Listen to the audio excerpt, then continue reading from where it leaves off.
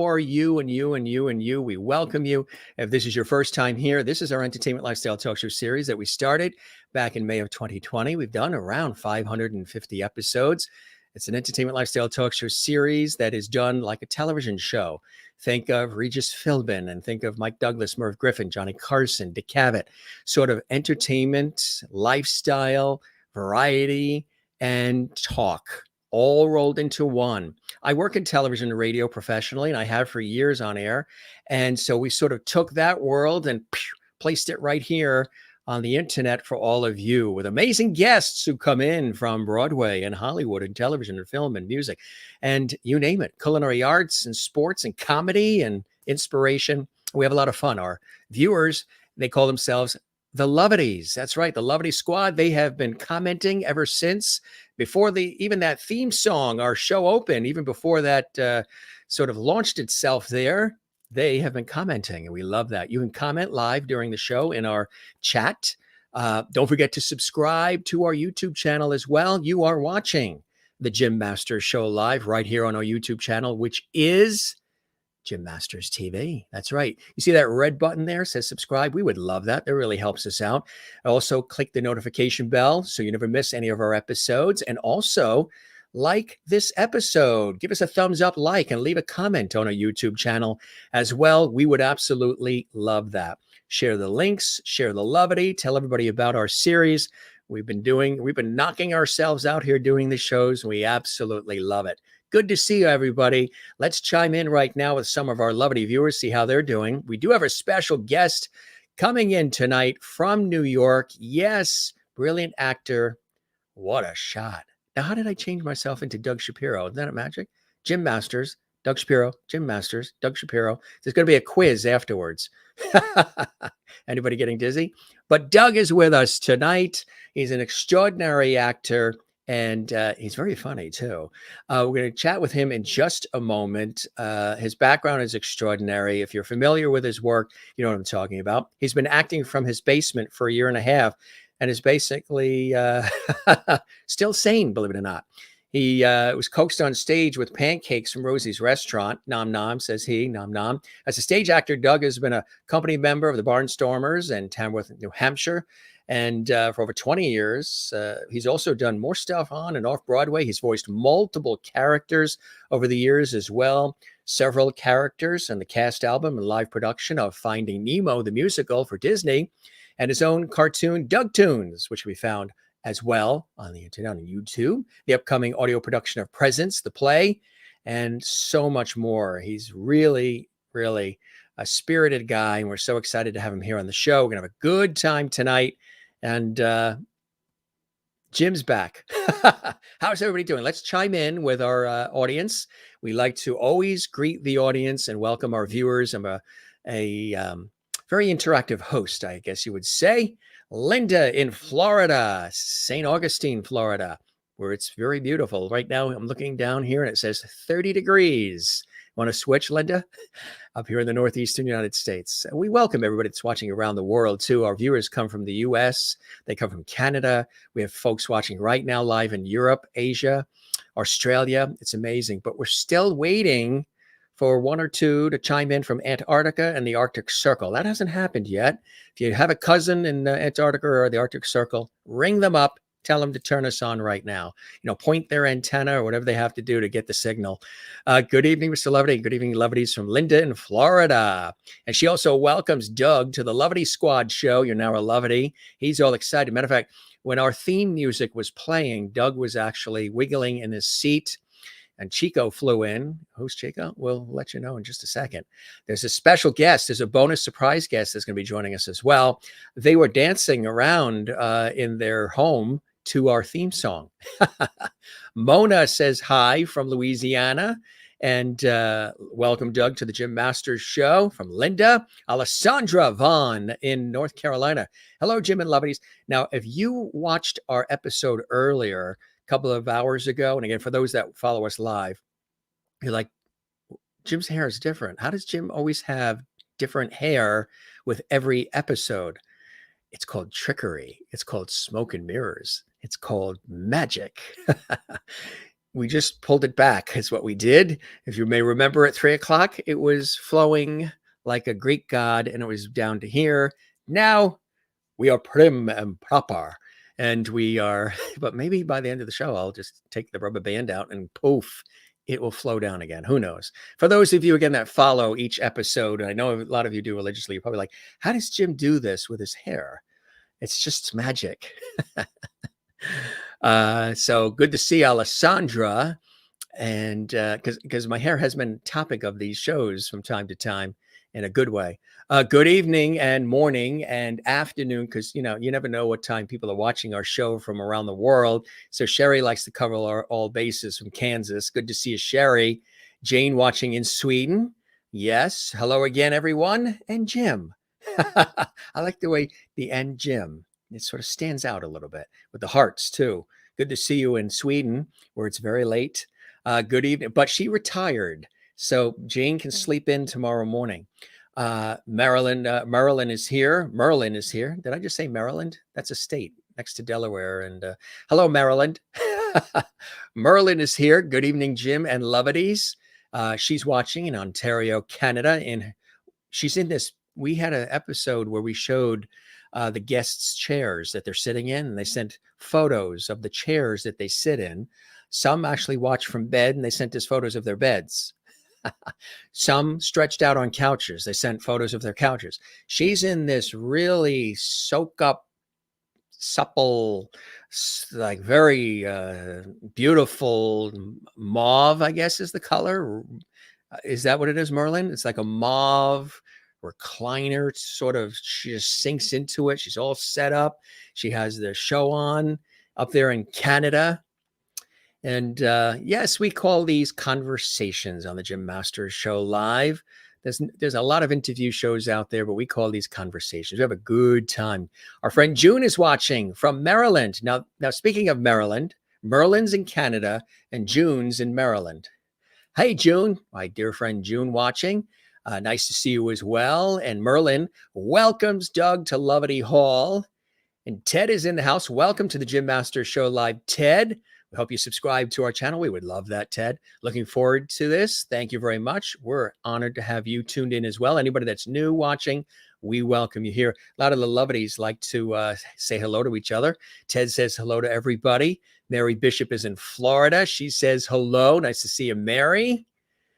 She's in Pine Island, Florida.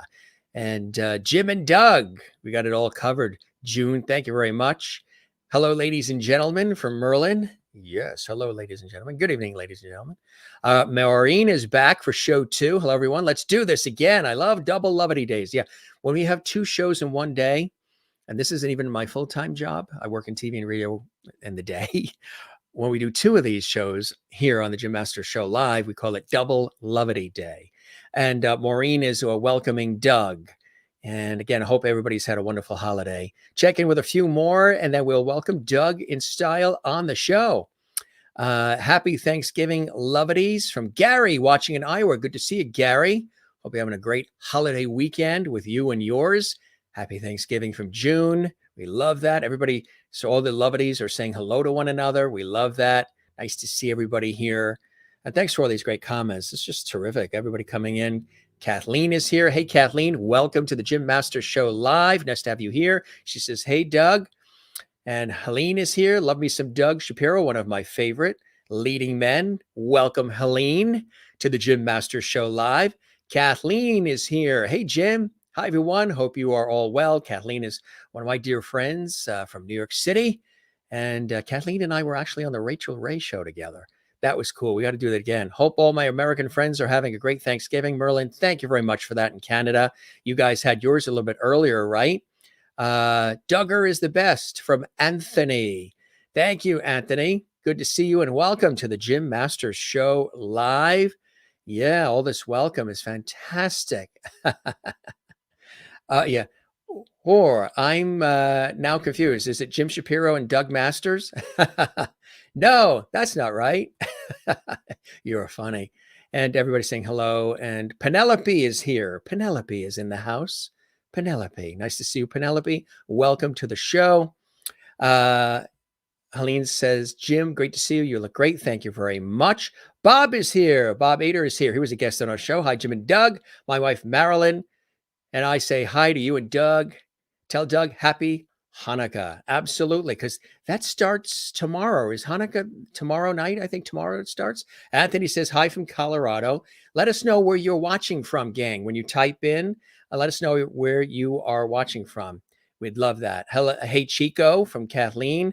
All right. So we always like to greet. You know how Carson does 20 minutes of monologue? So does Jimmy Fallon, or Carson used to, unless you're watching maybe YouTube videos or Antenna TV and watching Carson do it. But, everybody does sort of like their comedy in the beginning. Regis did his whole bit about his day with his wife or with Kathy Lee. We greet our viewers. So this is sort of my monologue in the beginning, and then we have the guest, because that's the way we do it here. By the way, Tesla Bella says love to you. Thank you very much, Maureen. Jim and Lovities, thank you very much. Appreciate that. And everybody else that is here. All these comments coming in. Wow, there's so many coming in. They're always, every day, every time we do the show, there is. And we love it. Keep them coming. Don't forget to leave a comment on our actual YouTube channel, because when you do that, YouTube takes the episode and they blast it out even more around the world. So leave a comment on the channel too for us, and thank you. Hello, Jim and all. Welcome, Doug, to the show this evening. Wonderful he could join us in Lovity Hall. Doug's not going to know what to say after all this love coming in. Jane says welcome. She's still there in Sweden. And viewing from Oregon. Thank you very much, Linda Newton, viewing from Oregon. Love, Doug Shapiro. Thank you very much. This is our version of Saturday Night Live. Yes, absolutely. It sure is. And everybody's welcoming everybody here. See what happens? Our lovelies then welcome the newbies. Welcome Linda Newton.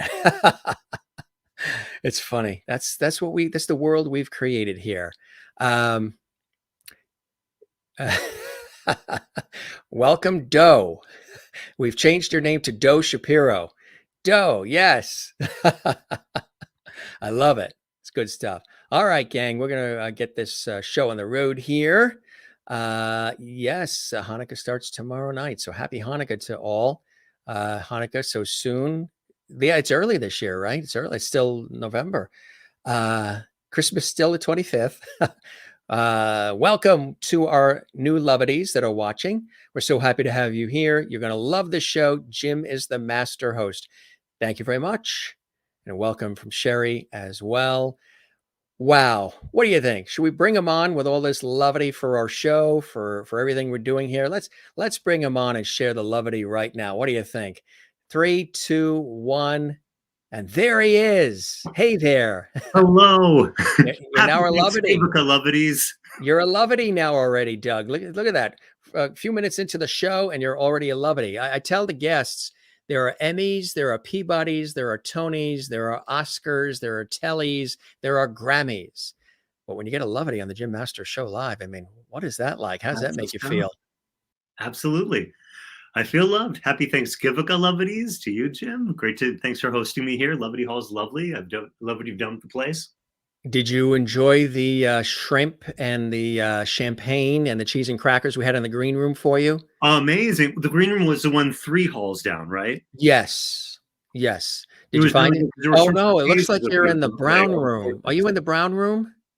Right now I'm in the sort of maroon room. That's the burgundy room. The brown room was 2 down.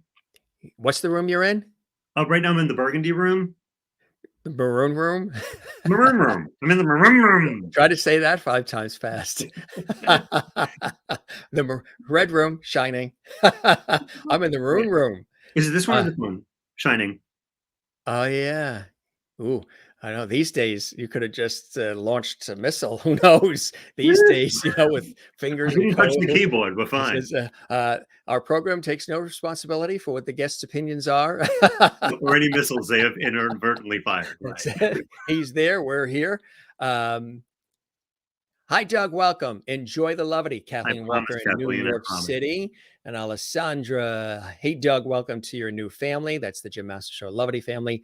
Jen Barry's watching in Allentown, Pennsylvania. Hey, Doug, and welcome. Thank you, Jen. And Gary, welcome. Lovely. Doug, I love that. Hello. That's nice. It's really Linda, fantastic. I love St. Augustine. It's perfect and wonderful. Isn't it great? Yes. Yes, and yeah, I love that. That's cool stuff. So I how have bought you that ticket been? How myself. have you been? And how's everything going? And welcome to the show. Oh, it's great to be here. It's an honor. Things have been going well. I mean, everything shifted, uh, but making it work. As far as as far as career, as far as relationships, friendships, starting to see people again very carefully. So it's good, and just looking forward to talking about whatever anyone may be interested in, being of service to you. So what's your favorite ice cream? Oh, Black Sesame. Do you notice anything different? Did you just whip your hair back and forth, Jim? It decided to do it itself. So I said, you know what? There we go. I'm See so ya. glad you're this comfortable with me, Jim. I'm It now is doing what it wants. glad. This actually grew during the pandemic. It's usually Mhm. short like him. Yep. But you said, first time we've ever done it, and I've worn it on television. Everybody seems to like it, so we're going to keep it for a while. But it's a pain in the neck. It is a royal pain in the neck. You can Why? handle it. You've got Why years of you asked? Did experience. you ask that, right? You asked why, right? When you're trying to eat cereal or you're going into a bowl of soup and it starts to come down and you end up with it in your mouth, or when you're sleeping and all of a sudden it's all over your face and you're twisting and turning, you're like, what am I being attacked? What is that? Is there a squirrel on here or something? So sometimes, we'll have to do different creative things, but It's got its it own did not. SAG-AFTRA card now. It's in the union. It was it was just cut the other day.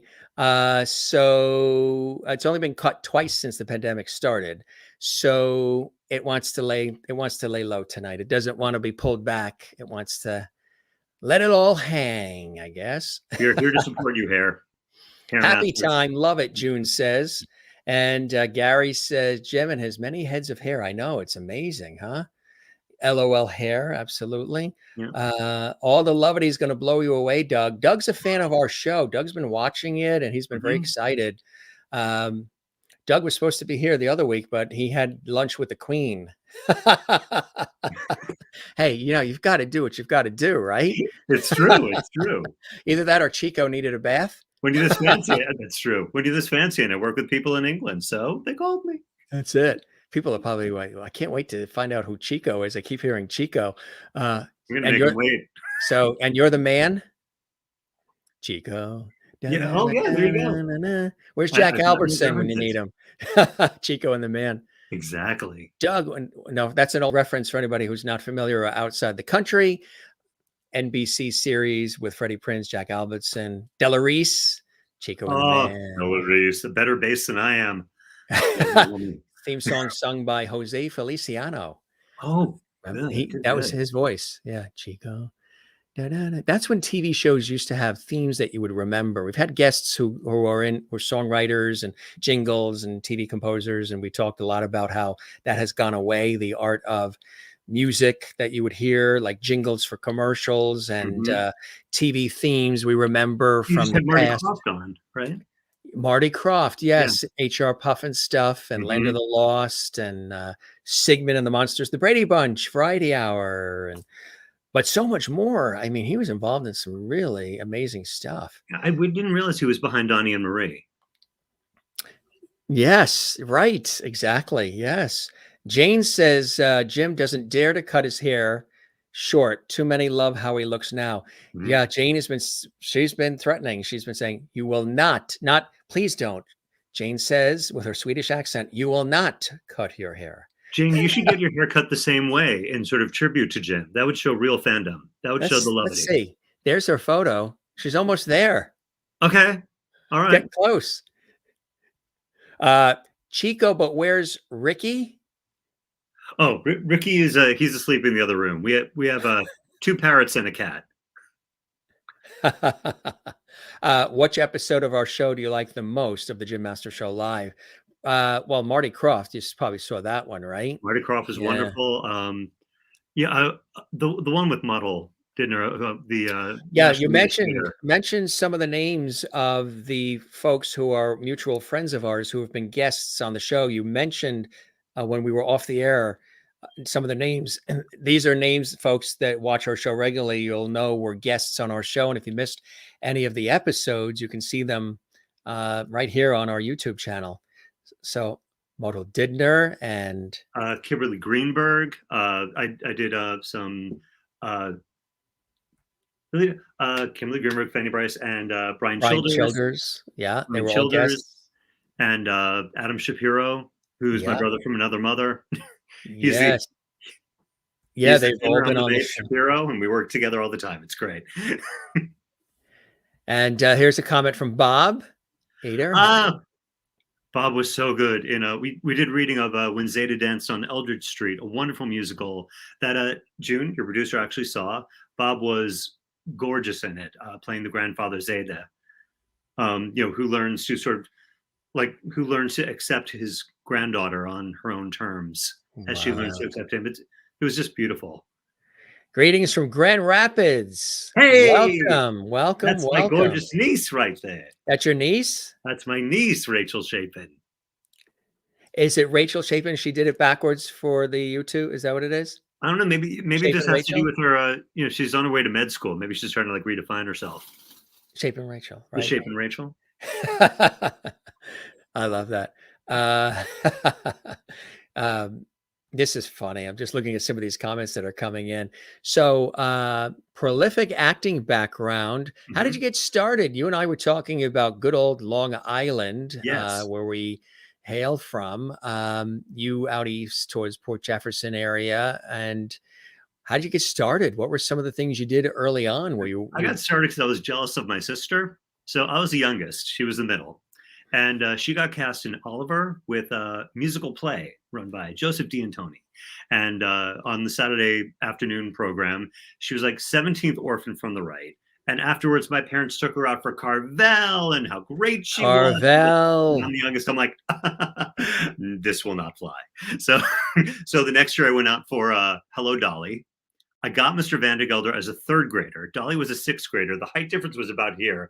I had these amazing pictures of me with white shoe polish in my hair, looking up at her, being misogynistic, and haven't looked.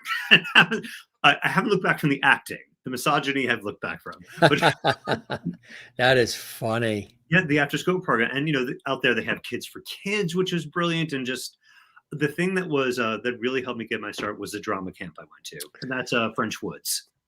I went there for 7 summers up in Hancock, New York. And, even now into my adulthood, the friends that I made there are the ones that every apartment I've ever had, anything I need emotionally, it's we are there for each other. We're mishpacha. It was an amazing 7 years going from, high school geek to oh, you sing and dance to going to French Woods. You sing and dance? You sing and dance. Are you in the city now or on the island? I'm in New York City. So you're in the city. Yeah. Notice I said on the island, not in on the island. Yep. That's correct. How many people say I'm going in Long Island? That's not correct. Right. And it sounds just a little saucy. How do you go in it? That's like if you're going undercover and going deep into Long Island. Then you're going right. Midtown Tunnel. I'm going to put a W in front of every vowel, and they're not going to know that I'm not really from here. So that was sort of the entree for you coming into the mix, huh? Absolutely. And the bug bit you and you loved it right away? What was the last thing you said? You loved it right away? The bug bit you? Yeah, right away. And, and in a family of creative, wonderful people. But I'm the son of a lawyer and a therapist. And my sisters are a brilliant historian at Grand Valley State. She's history. Sister Andrea is a social worker in Raleigh, North Carolina. Brothers also CPA. How does Richie phrase it? He fixes the equipment that air traffic controllers use once you got out of the military. I see. You're basically saying you come from a family of slouchers. Not at all. They're brilliant and loving, and I adore them. And my brother Lee, who is brilliant at what he does too. Where does the comedic side come from? Comedic side. Well, first of all, my I have 3 stepbrothers who are the brothers of my heart, and Karen and Stan in Brooklyn. What? Karen and Stan are rooting. There they are. Yeah. Yeah, cheering for Doug. There they are. My sister Carolyn had the very good idea to marry Karen's brother, and now stands my dentist, as is his son. Boy, that's In something. Brooklyn. Let's see your teeth. Let's see the teeth. Nice. Right? Very Right? nice. Washington Dental, ladies and gentlemen. So Coming for a close-up. they don't close back here, but that's not his fault. What That's do you my think, own. Stan? Does he do for a cleaning? I have been drinking coffee in my Rosie's mug, so You've been drinking coffee for 2 weeks waiting to come on this show. I know it. You haven't had I'm so sleep since, excited. right? I want to make sure to have enough energy. No, it's great. But do you favor comedy or drama, or what do you lean towards? Because you do have great comedic timing. Thank you. Well, as you know, the comedy that I learned, my mom soon learned that she could deal with my 2 older sisters if she put me in front of Sesame Street and Bugs Bunny. So I got to love Yes. that format, Muppets, bam, bam, the Yes. vaudevillian deliciousness, that timing. Right. And then you add that to my brother Phil, who had, again, CPA and the best comic timing I know. Just, he can, and it's subtle, and it's, there's a music to it, the way that he does it. And so the combination of the 3 really helped a lot. So what does he usually say to his clients comedically when he tells them you're not getting a refund, you owe? How does he make that fun? How does he turn that into Luckily, I'm not comedy? in the room when he does that. That is comedy. It is. Well, Oh, comedy comes from suffering. you're just teasing, right? I'm really getting a refund. No, you're not. No, you're not. Aha. We didn't tell you to be self-employed. No. Freelance? What is freelance? Exactly. Freelance, gigging? There will be no gigging around here. Absolutely.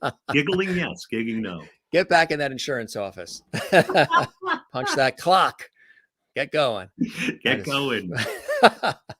It's interesting. Like I'm a middle-aged Jewish man who's funny, who likes to play middle-aged Jewish men who are funny. I don't, I enjoy playing deep dramatic roles, but I don't have a need to play like I want to do something dark, like the serial killer who's in pain and crying all the time. It's like there are people that do that. God bless them. Enjoy, go with God. So why did your resume say that you were an altar boy and you're Catholic, and you go to St. Patrick's on Sundays? You didn't hear the klezmer when you started the broadcast?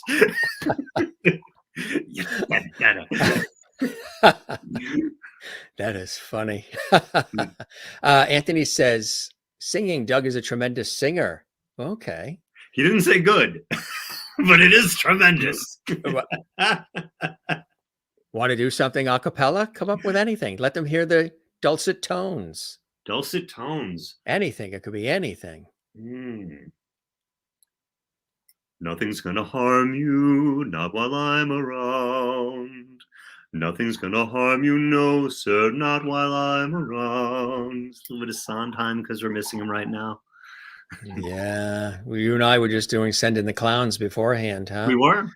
Yeah. Pattered it right back and forth. Yeah.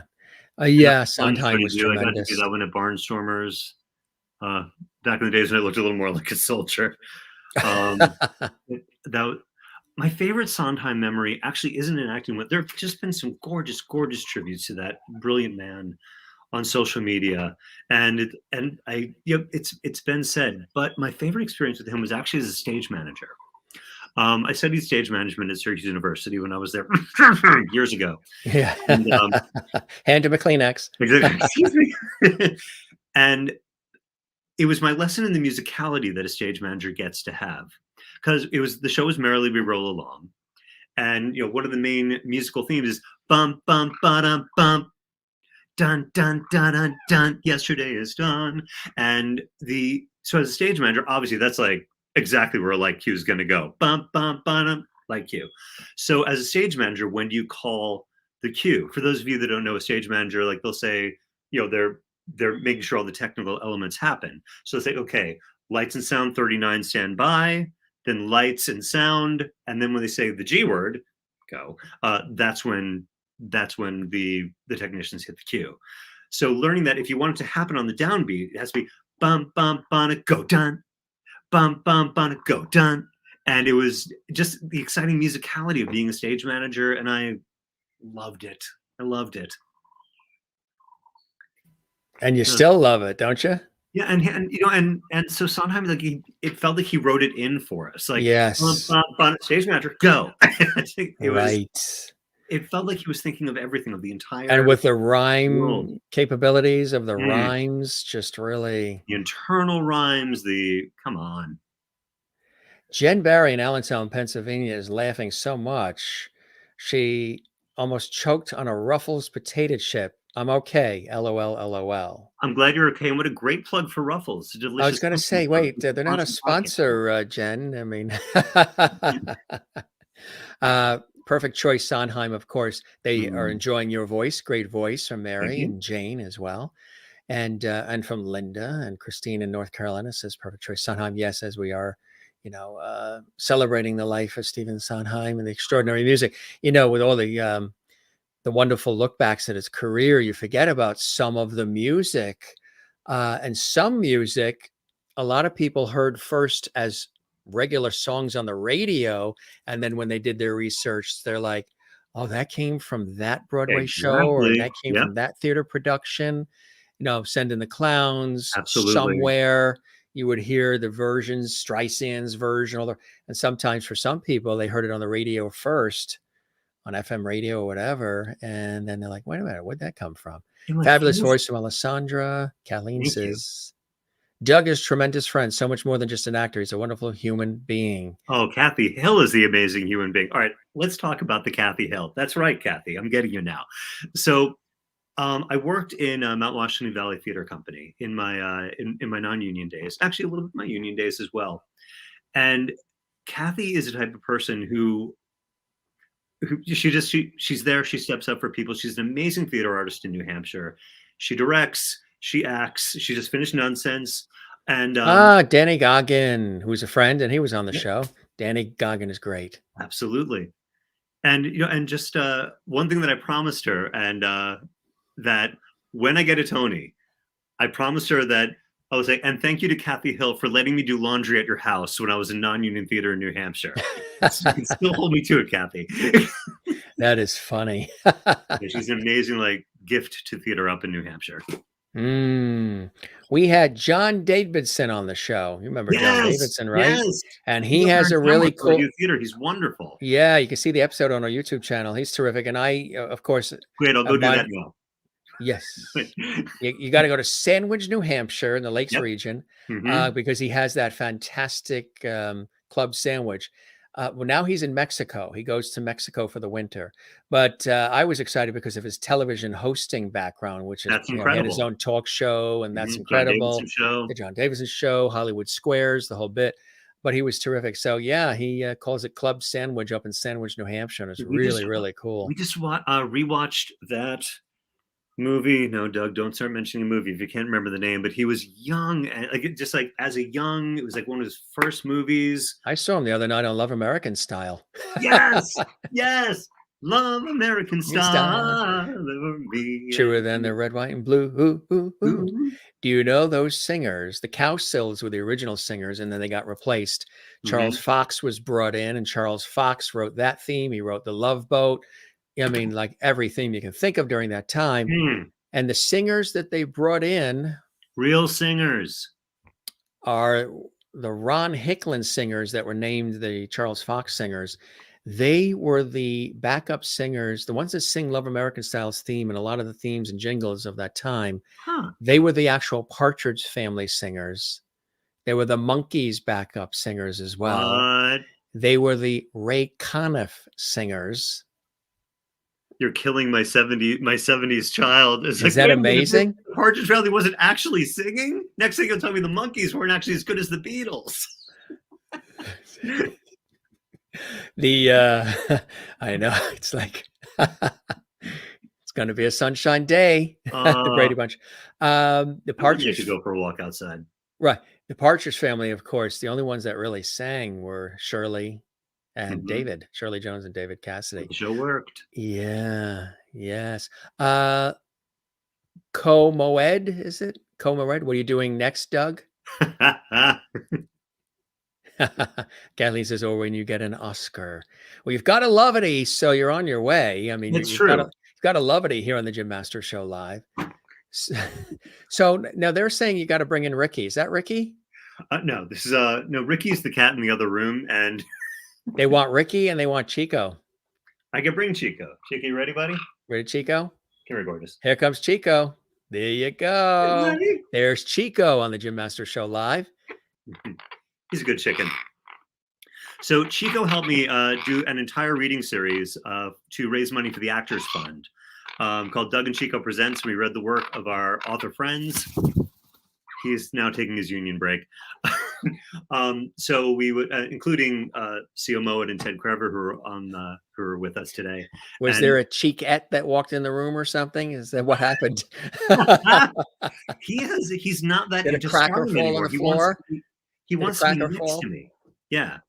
Oh, he's over there. Oh, Yeah, is he right doing there. your lighting? Is he your associate producer? Can you imagine? That'd be amazing. He's doing your audio and Chico, sound. get the light. Good bird. Here's the seed. That was Chico. And yes, and away he goes. And away he goes. He's had quite enough. Chico, so you never know, he may pop back in. He's Pretty a good bird. chicken. Hi, Chico. So beautiful. One of my favorite character actors. Chico? Yes, he is. He's really good. Now we're going back when music was good. Yeah, Maureen. So this is really cool. So that's Chico. Yeah. So tell us about Chico. How long have you had Chico? We've had Chico a little over 2 years now. We've also got Mango upstairs, who's an African gray. And Ricky, we've had, he's 14 now, and he's a cat. He's like, am I dead yet? No. All right, I'm going to go lay down. So he lays in a different place for 3 days at a time, and that's his job now. And that's good. He's retired. Do what you need to, cat. Chico and Mango we've had for about 2 years. Yeah. When we lost our beloved African gray Lucy, the vet who helped her cross Rainbow Bridge said, hey, look, I've got these other two. And if you want to come in and meet them, people handle it differently. We said, and we came in to meet them, and Chico flew to me, Mango flew to my husband, Sean. Sarah McLachlan came in and started singing "In the Arms of an Angel." Oh, yes. Yes. That is funny. Yeah. They bring us a lot of joy. And Chico's helped raise a lot of money for the Actors Fund. I was going to say, real character. Gee, Yeah. Does he have his own show? Well, he stays on my shoulder when we read the work of our brilliant author friends to raise money. And oh, that's cool. It was a whole series that we did, Doug and Chico Presents. And we got to read a little bit of everything. And, and if the book wasn't really connecting with you, you could watch a parody of Popcorn, Yeah. There was something for everybody. Jane wants to know, how do the cat and the bird get along? How does that work out? They have a relationship that works out very well. Ricky loves to watch them. They love to be watched. And then when they get annoyed with him, they put their talent in the water, flick it at him, and he runs away. So he's learned to walk around the birds. Oh my God. Now you've also, you have a prolific voiceover career as well. Tell us about the voiceover career and how you got involved. I mean, you've voiced multiple characters. I mentioned the cast album and live production of Finding Nemo, the musical for Disney, and so much more. Tell us about some of that. Different paths. One, right now, all casting is completely online. Yeah. But at one point when I was a Boston actor, there was they just started a casting website, and everybody was like, what the heck is this? This is never going to fly. Oh, well. And you can just click voiceover and let them know, and you didn't have to have a demo or anything. So there was this one very new casting director. She was casting for voices for video games. And so I went and I clicked voiceover, and she had come across the site. And so I got to voice Spelling Spree, which is a lot of fun. And then another one called Deer's Revenge. The popular game at the time was all the deer hunting games. This one, it was Bambo going after all the rednecks. Sorry for the term. Who was, and shooting them, and spoke like this. And I voiced all the people that were shot by him, and their faces were on the wall. Like, hey, you shot out my only tooth. And Bambo, going after them with beer, guns that shot beer cans, and it was a lot of fun. So that was one way. Also, most of my work nowadays, my audio work, centers around our mutual friend Sue Zizza, and Sue has Sue Media Productions.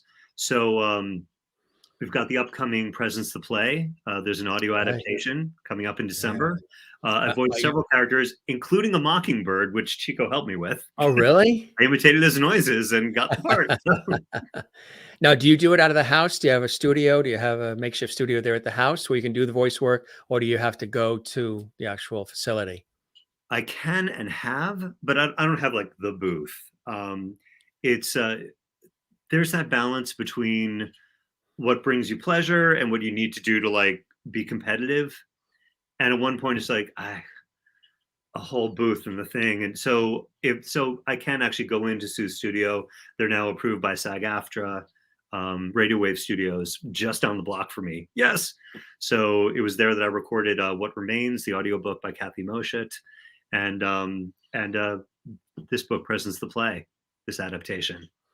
So that's all finished. It's done. It's done. Yeah, it's in the How can. long I did it recorded take the to work. do it? I did my parts in an afternoon. So, well, the book I did, What Remains was all me. So that was a few weeks and then pickups later on. But I made sure to prepare because I did not want to waste anyone's time. Right. So I looked ahead, I read the script, I saw where my voice was, and I saw like translating. This is the fun thing that a voice actor gets to do. Yeah. Because the parts of the mockingbird are written out like Hmm. and like where have those same words been written? So they're probably trying to say the same thing and thinking ahead to save Sue time because it is my job to save the producer time and money. Um, where do I see that and can that one be used? And like, okay, you can use this one on page 7 here and here and here, page 83 here and here, etc. And then I've got less that I need to do and I can get on to the other few characters that I was playing as well. I think I played 3 other characters on that. Now, I mean, it is acting too, voice acting. Do you have Yes. a preference now?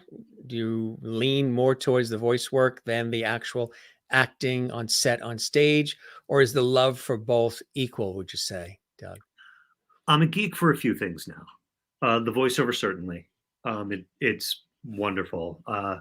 The new musicals are my baby. If I can be the vessel for a composer and lyricist to get their work out there through me, that is an incredible honor. Also, business role play work. I've been doing it and I love it and I'm fascinated by it and I love it before, during, and after. And that's actually how I've made my health insurance during the entire pandemic by leading into business role play work. So you found a way to keep going through all of this craziness, which is From my a basement. real blessing, right? Yeah, I'm incredibly lucky, and also incredibly lucky that the stage union, Actors Equity, really worked for me. There's people complain about the unions all the time, but they are working so hard under impossible circumstances. And a bunch of years ago, Maureen Moore realized that wait a minute, there are people that are acting live, and it doesn't really fit into any particular contract that we cover. So they created something called the Memorandum of Understanding, Business Theater and Events Memorandum of Understanding, that covers Christmas caroling, costume characters appearing at parties or at events, the business role play work that I do, standardized patient work, legal role play, all these things that you need a live actor for. But now, if you make a certain amount, you could put it through a paymaster and make your insurance weeks. And we all know in America, it's all about trying to get your insurance. Yes, I know. I know. Not quite like that in the Netherlands. No, we're all coming. We're all coming to live with you. I was gonna say, come on, let's go. Shape or Canada either. Let's shape Absolutely. up. Let's shape up. Um, what do you got in that cup? Why, this is a decaf Uh-huh. coffee. They all say that. I can show you a little bit there. Wait, I don't No, want to put it on that. we don't see it. Oh no, it's No, gone. oh, Yeah, it's can I do something with mirrors? They're splashing a bit. oh yeah, that looks like It's decaf Kahlua. coffee from Village Coffee Market in Very Stony nice. Brook on Long In Island. Stony Brook. Stony Brook, and Yes. the Rosie's Mug, my favorite restaurant Oh, let's see that. Yeah. in Tamworth, New Hampshire. At Rosie's restaurant, they were like one of the first people, like when I asked, can I have a pancake and a piece of French toast? In New York, you try and do that. The chef will come out and say, how dare you? I'm personally hurt. Rosie's did it for me, and I'm theirs. Oh, so it would be $30 for each Oh, yeah, in New New York York. will totally do that. The chef says you can't do that. I'm like, you had pancakes and French toast on the Yeah. grill. What's Yeah. the problem here? What's the big deal? Right, exactly. But New Hampshire is Rosie's in my great. heart. We were up in when we went up to actually see John Davidson. Yes. We stayed up for a couple of days, made a little visit out of it, and we went to the top of Mount Washington, Yes. which was, have you done it? Did you get the bumper sticker? We actually hiked. Oh. We hiked it. No, if Took you put a about bumper 4 sticker on your hours. bumper when you're hiking, then you Yeah, can't get it off that your would be. jeans. That's not good. But I think next time they have that cool cog railway, that Yes. sort of mini railway Mhm. that goes up. That's really cool and Oh, it's historic. gorgeous. And there's a great documentary about it too. Yes. Ted says, Doug, why don't you tell the audience a little more about the business role play If you experience? want me to get started, I can't stop talking about it. And Hell's Kitchen is in the house. Hell's Kitchen, Critter and Friends. Hello, Hell's Henry and Kitchen Libby Critter and Friends. say hello. Hello, Henry and Libby. So I guess Ted wants to hear more about for Sure. the audience's edification about the business role play experience and how that actually works. Some might not be privy to how that is. Oh, it's wonderful, and it takes all sorts of different forms. Um, with business role play, it's so a company wants to help their executives and employees be better communicators, help to flex to different personality types. Like if you're a feelings person, how to talk to someone who's very results oriented, um, how to have a fierce conversation in a way that people understand, to give that kind of feedback that will really register with people. So, so companies will bring in professional trainers who teach this stuff, etc. And then when the concepts are learned, they get to try it out on me. So I get to reflect back on them, be whoever they need. Um, One example is what we call real play.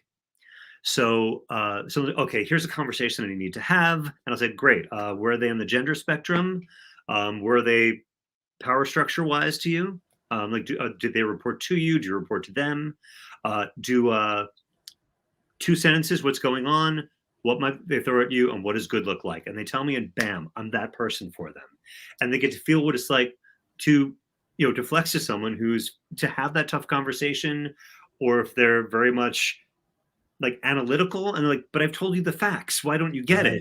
To right. understand, they need to say, to talk about feelings, that you need to like talk about their family a little bit before, you know, before you can get in and get down to work.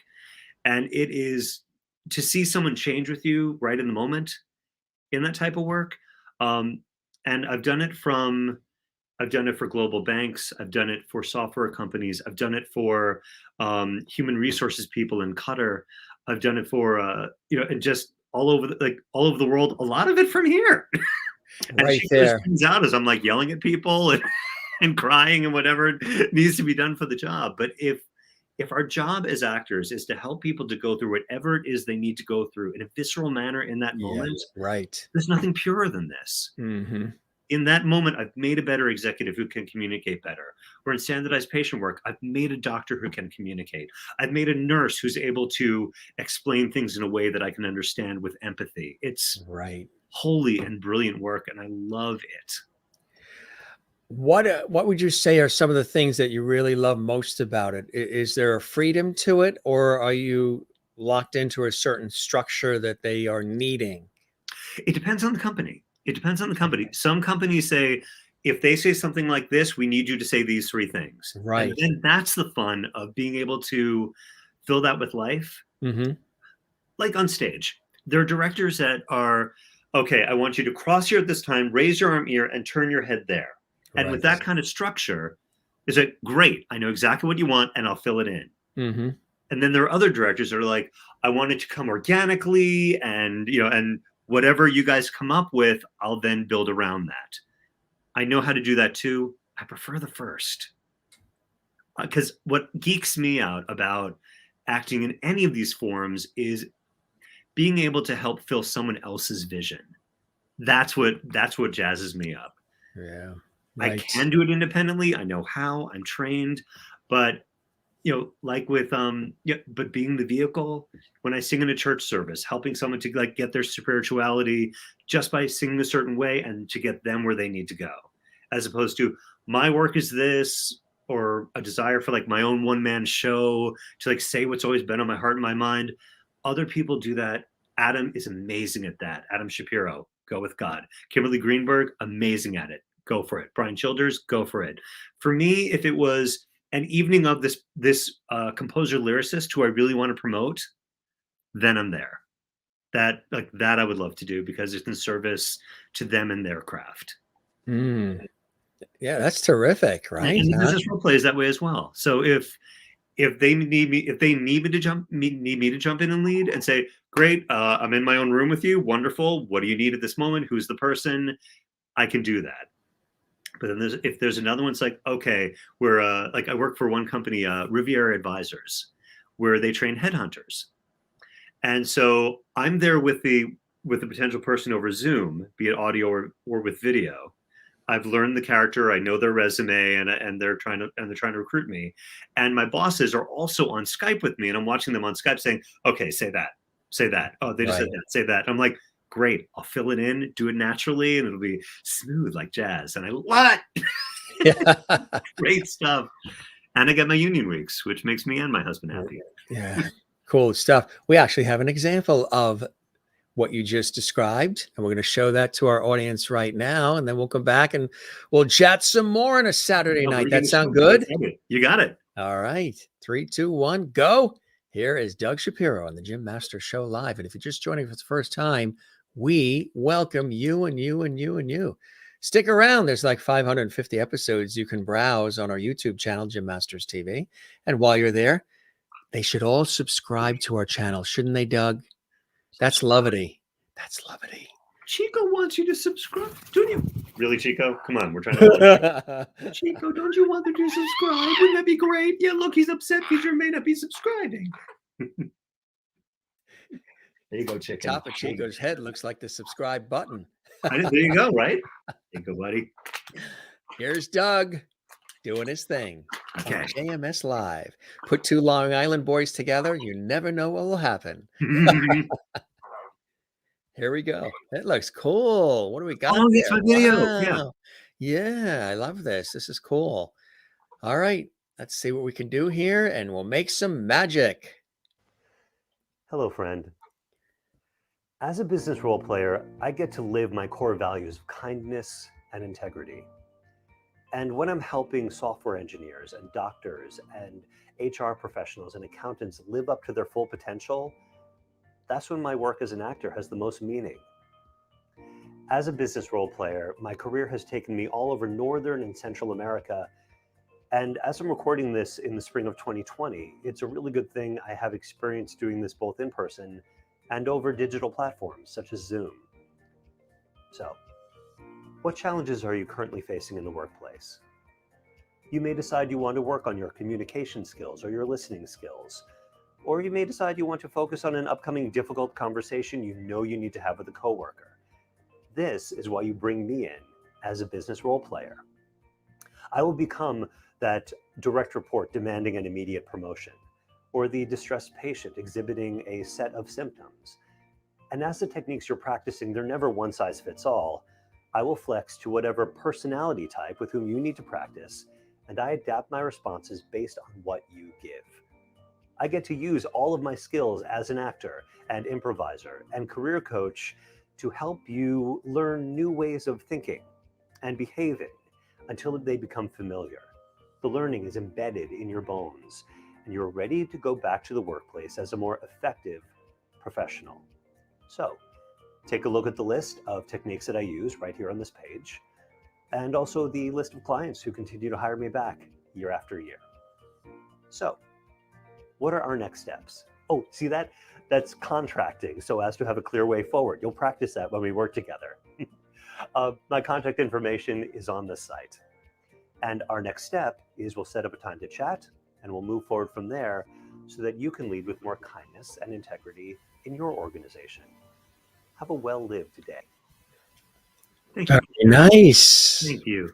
Very nice. Yeah. Really, really cool. I love it. Appreciate it. There's Oh, a story behind that. When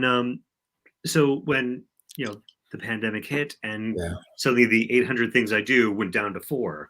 Yes. And I was working with Jody Bentley's The Actors Think Tank, and I was in a mastermind group. Not this mastermind group, a different This is the Lovity Mastermind the group. Lovity mastermind group. And so one of the things we discussed is, well, I want to do more of this work, and they said, make a video.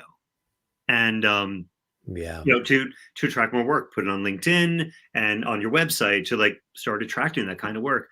I did, and now I work for 6 different business role play companies and 6 different medical institutions all over the country and the world. Wow. It worked, and I went on LinkedIn. I found who the companies were, and I went after the work.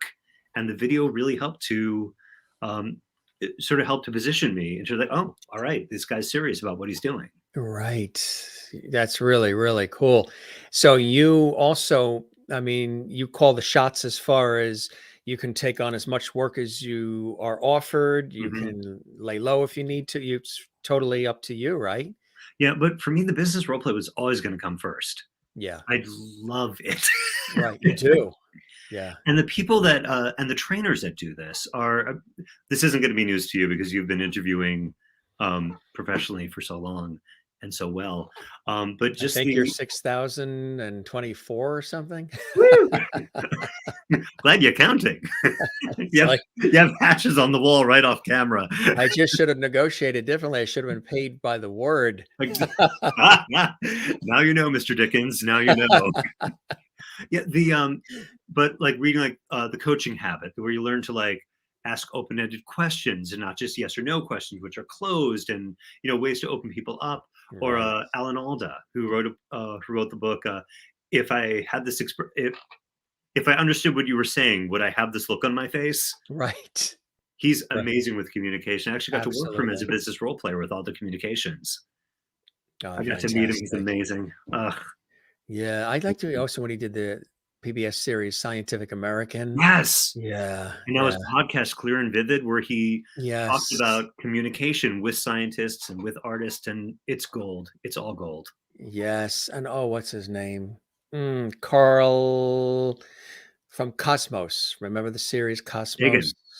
Billions and billions of Is that Carl stars. Sagan? Carl Sagan. Yes. Another one, great communicator, Yeah. a masterful communicator. Um, Now we're sort of digging it up here, but we are in the holiday season, and I wonder how many people have heard. Now, I believe this is Winter Wonderland. Is this in Yiddish? Yes. Yes. Winter Wonderland in Yiddish, gang. Tell us about this. Okay. This is an amazing show called Connie's Avant-Garde, one of the fun, most crazy, brave, amazing productions I've ever been in a Cleveland Public Theater. And you kind of write your own character for this amazing. It's like the meals are served by us, but it's part of the show, and each course has its own amazing avant-garde brilliance to it. So I invented a character named Spackle Barrymore, uh, and we all Great have to name. learn to play an instrument. So because it's theater, it's like, oh well, I could learn. I guess I'm going to learn concertina. So I did, and I learned how to play 3 songs on the concertina in Yiddish, and Muttel Didner translated them for me out of the goodness of his heart. Yes. Any mispronunciations that you're about to hear are the fault of me and not him. That is Die funny. Spazierin in der Winterwonderland. What he said. Here it is. All right. Happy holidays, folks. Winter Wonderland in Yiddish. Yiddish. Here we go.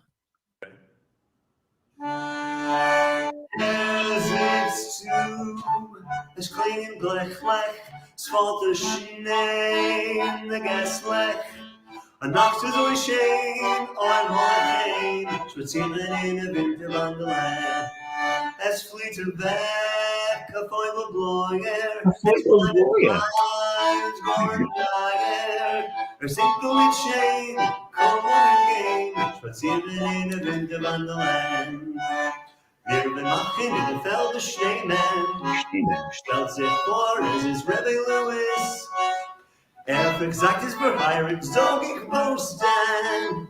Stil in ihre groepen ook Shavuos. Spät bei Nacht, euch ist higher. Mir lemon on fire. Wir brachten mit Mund, sie sind so gut. Spazieren in der Winterwonderland. I really mean it, spazieren in der Winterwonderland.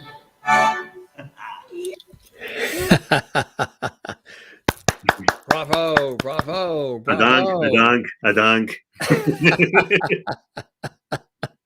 That is funny. Yeah, Claps that's coming it in for you. from It's like, Jane in Sweden and Maureen in Arizona. That was awesome. adank Shane the Mädel, adank.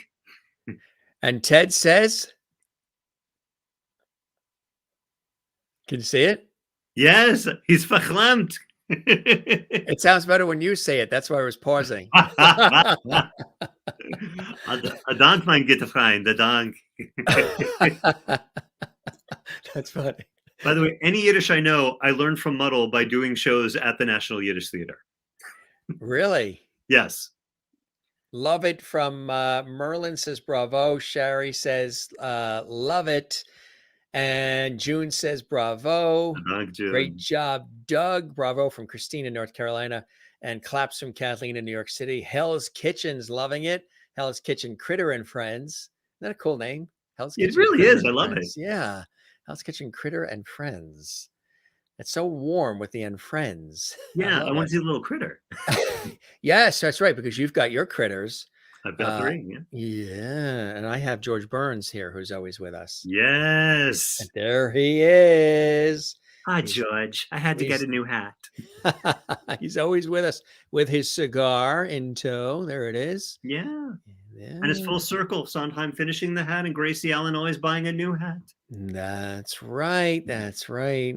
George, this came out when he was 100. My aunt collected dolls, and this was a limited, I guess, collector's edition. Supposedly, he's not even supposed to be out of the box. Don't tell anybody. It's supposed to be wrapped and boxed.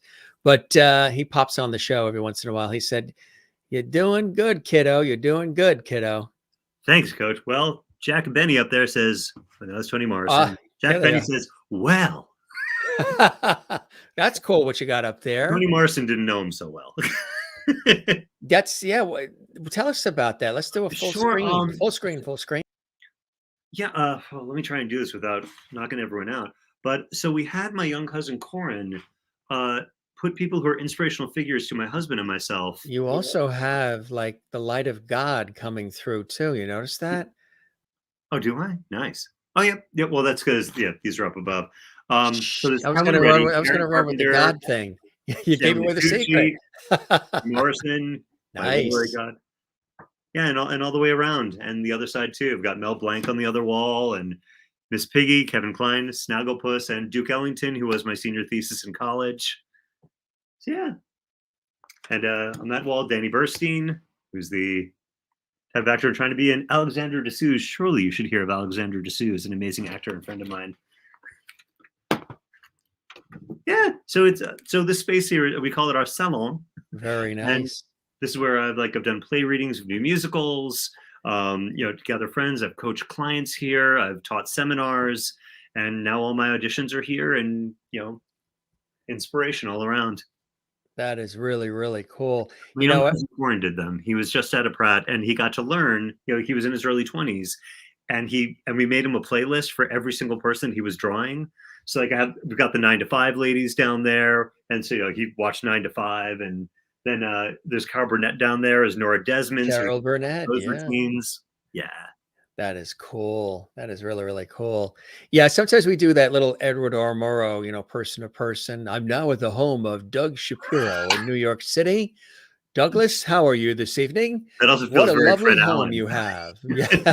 We're at the home of Lucy and Desi and Jerry Lewis and his wife and 55 children. And they're all welcome here. Yes, they're all welcome here on CBS, the Tiffany Network. Good sounding room. That is so cool. Neat pictures. Critters, Lin Lin. Great job, Doug. Lin Lin is this monster panda we have on the other side. We also have Gilligan here. Oh, We have yes. Goldie Wilson from Back to the Future. We have the I, Jim and Jeannie bottle. We have Casper. We've got a lot of television and movie So basically, that paraphernalia. to lower you into your chair from the top. That's what ends up happening. And the Gilligan came from Dream of Denver, Bob Denver's wife, because she was a guest on the show twice. And she said, "You're missing something from the set." And I'm like, "What are we missing?" She said, "You got to have a mini Gilligan." So we've got the Gilligan. And then Don Fullilove he played Goldie Wilson in the Back to the Future movie. Yeah, He yeah. said, "You're missing a mini bobblehead Goldie." So he sent it. So it's kind of Right. cool. Kind of cool. Now we have, this is cool. We're digging up all the fun stuff tonight. This From my one sordid is, youth. yes. And what's great is the guests never know what's coming up next. We don't I don't tell know them. what's coming We don't next. script this. We don't do questions in advance. That's why we don't really call these interviews as much as we call them conversations. Uptight office worker. Oh my gosh. Okay. Tell us about that one. This one is That's cool. a movie that I did. Oh, come on, Doug. Liz was the director. What's her last name? Oh boy. This is, as you can see, several years ago. But it was a movie about. That's you? That is me. That is you. That is me. And what are you thinking in that shot? I'm wondering why my coworkers on eBay trying to get this lawn dwarf a lawn gnome when I need the papers from him right away. So the reason why it's called Uptight Office Worker is that I renamed all my video clips in terms of what a casting director might need. So like you could hire, I work for Uptight Office Worker, I work for Tough Love Mentor, etc. So this one shows Uptight Office Worker, and it's its own segment. Cool. Yeah, I was saying it. I was like, this is really interesting. I think the audience will like it. It's very short, about 54 seconds. So don't blink, anybody. And here we go. Adam! Jesus, Adam. What the hell are you doing? It's almost 5 o'clock. Look at my stopwatch. Time's almost up. Look, I'm almost finished. Why don't you get your pre-laminated cover sheet? Fucking bastard. What? Is something wrong? The font, the cover sheets, the files? Don't tell me it's a computer virus. Is it a virus? Sweet Lord, anything but a virus. It's not a virus. It's nothing. Low life son of a bitch trying to bid at the last second. Bid for what? What's going on? Are you all right? I'm fine. I'm just a little stressed. Damn it. 1 minute left. You don't have 1 minute. We don't even have half a minute. Why don't you just give me what you have? Hold on. Hand it over. 1 sec. Pickfucker. Adam. Look, I just need this one more and then I have the whole entire set. Fuck you, Shira 357. Shira 357? Are you having cyber sex? There's this one time where just print out the Excel files and give them to me. Salty language there. I was just about to say, typical office talk, right? Typical. Maureen is still loving the burgundy room. Thank you. The funny thing about this room, all right, so when we were having it, when we moved in here, so I got to choose the colors on this one, and the carpet is cola brown, the wall is twin berry, and the ceiling is bit of sugar. And so when the contractors put it together, like, you realize these are all food. I'm like, yeah, that tracks. And we're back to Rosie's restaurant. And you're back to Rosie's restaurant. All roads lead back there. We have some cool photos here too. That's a wonderful potpourri this evening of entertainment and things to enjoy. This one, avant-garde. Look at that. That was the exact same show where that's Paco Barrymore. So that's one of the rock numbers in Connie's Avant-Garde restaurant. Same show where I was playing the concertina for. Wow. That song was not in Yiddish. But we were rocking out. That's the same show. This is when I have an emotional break and I just start making dessert with a screwed attitude. This is not a part I usually get to play. So this was a stretch. So this was, they're all laughing at the uptight office worker. For the beefcake. Yeah. And it was in Cleveland. It was cold. Cold in Cleveland. They're all still laughing at the uptight office worker. From Glad New you York to enjoyed. Sweden to Arizona to Kansas to Iowa to Pennsylvania. Still waiting for Antarctica and the Arctic Circle to chime in. I know, right? Yes. You got any cousins there, Doug, you can call? I'll call the local temple in Antarctica. Canada's laughing. So this is a Little Shop of Horrors. You can probably guess that every production of this I've done since has been as Mushnik. But that is at French Woods Festival, the drama camp that I went to for years. I was 16 when I did this, and this was so much fun playing Seymour there. The woman on the right, Amy, is now an amazing political operative. I think she's running for office. The woman just to the right of me in this picture, not stage right, but to the right. Wait, how does she go now? I'm going to say Ronna Felgraff. I hope I got it right. She's an incredible musician and actor. And the other Amy on my left, I'm sure she's wonderful and doing great things. I haven't interacted with her, but this was a great production at French Woods. Jane in Sweden is waiting to see your cat and your chair. And the reason why she mentions the chair is very funny because we got this whole thing on our show where we've had, like when George Kiris was on from West Side Story, he had to go and get his Oscar. So when he left, we just saw his background and his chair. We've had other guests to go get the guitar or go get a drink of water, or they just had to slip out for a quiet moment for a second. So we see the chairs. So we have an amalgamation of episodes where we see the guest's empty chair. So now the audience has said, Jim, why don't very Les Mis. I was going to say, why don't you do an episode where you just show the chairs of the guests and we have to guess which guest sat in which chair? So they can't wait to see the chair that you're there's in. also Chico's chair as well. So Chico has a chair? Chico's on a chair right now. All right, so here's my chair. There you go. I hope you like it. Chico's chair, this one has a story to it. So there's Chico just hanging out. Did you steal that chair from Olive Garden? Can you imagine? Don't tell anyone. It's just between the lovelies. Did it come with the breadsticks? So this chair, so when I say that Chico's currently hanging out on, right, Chicken? There you go, buddy.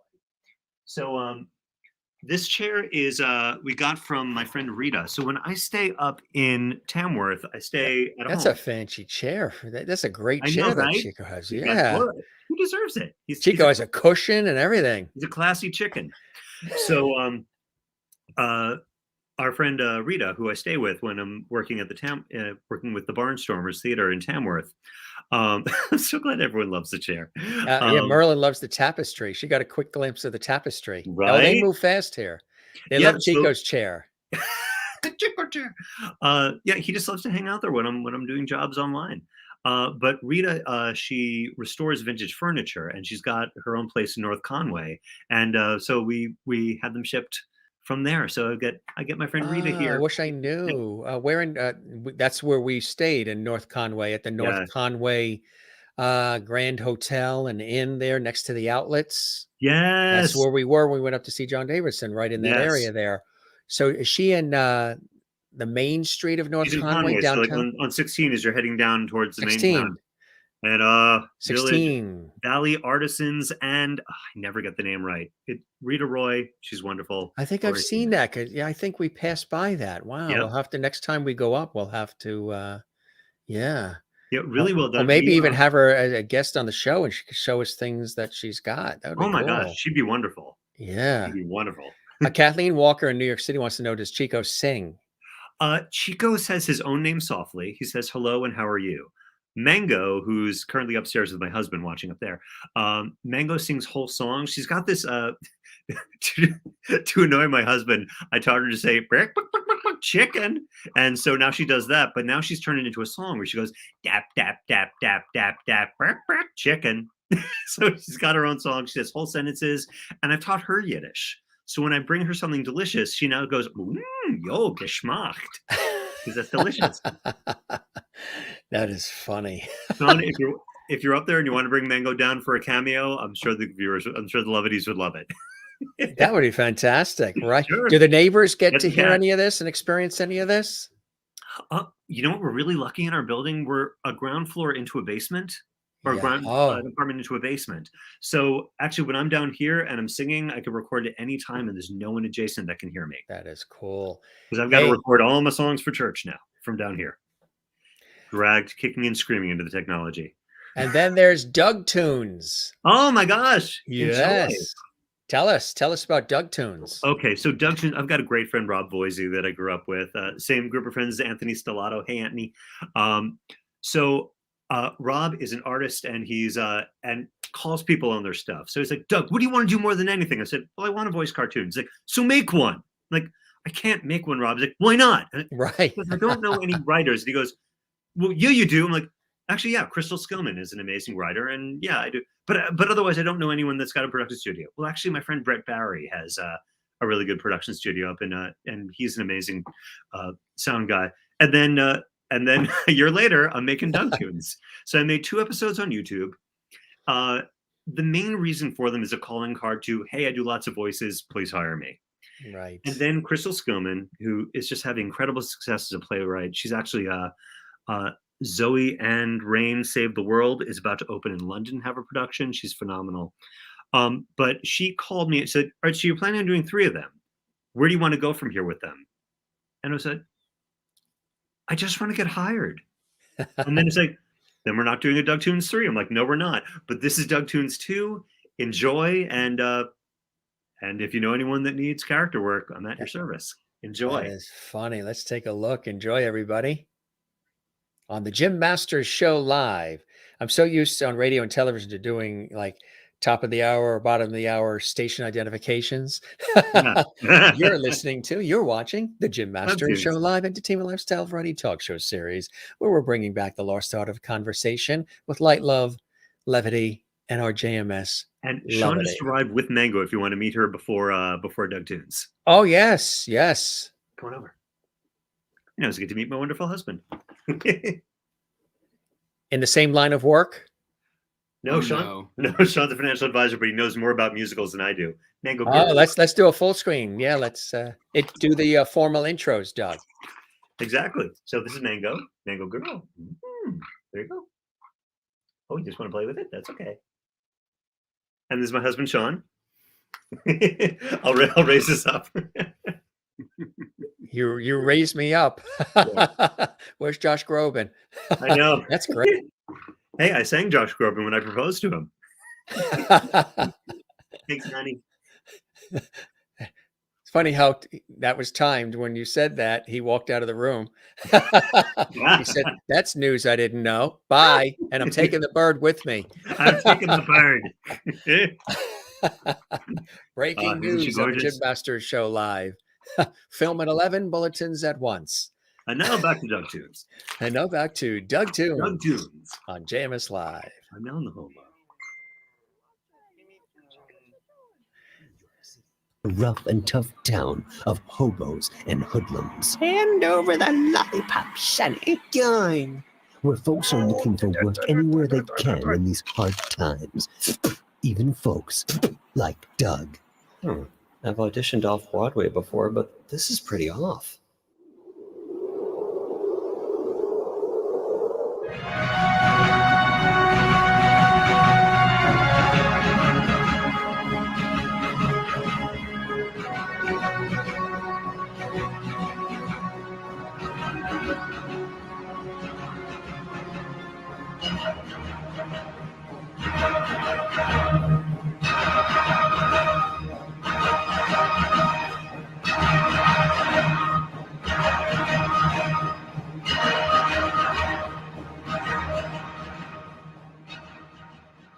Since the dawn of time, there's been one place that's been doing business like nobody else's business.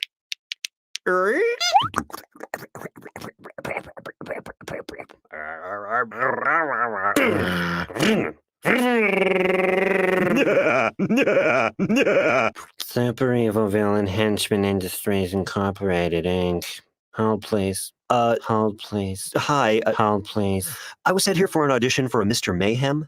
You're next. I am most evil on all of Evil Mountain.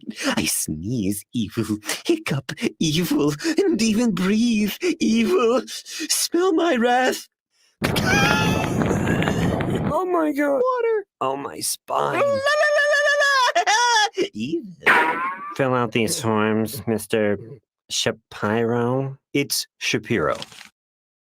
In event of death by shark and or piranha / gorilla or borscht.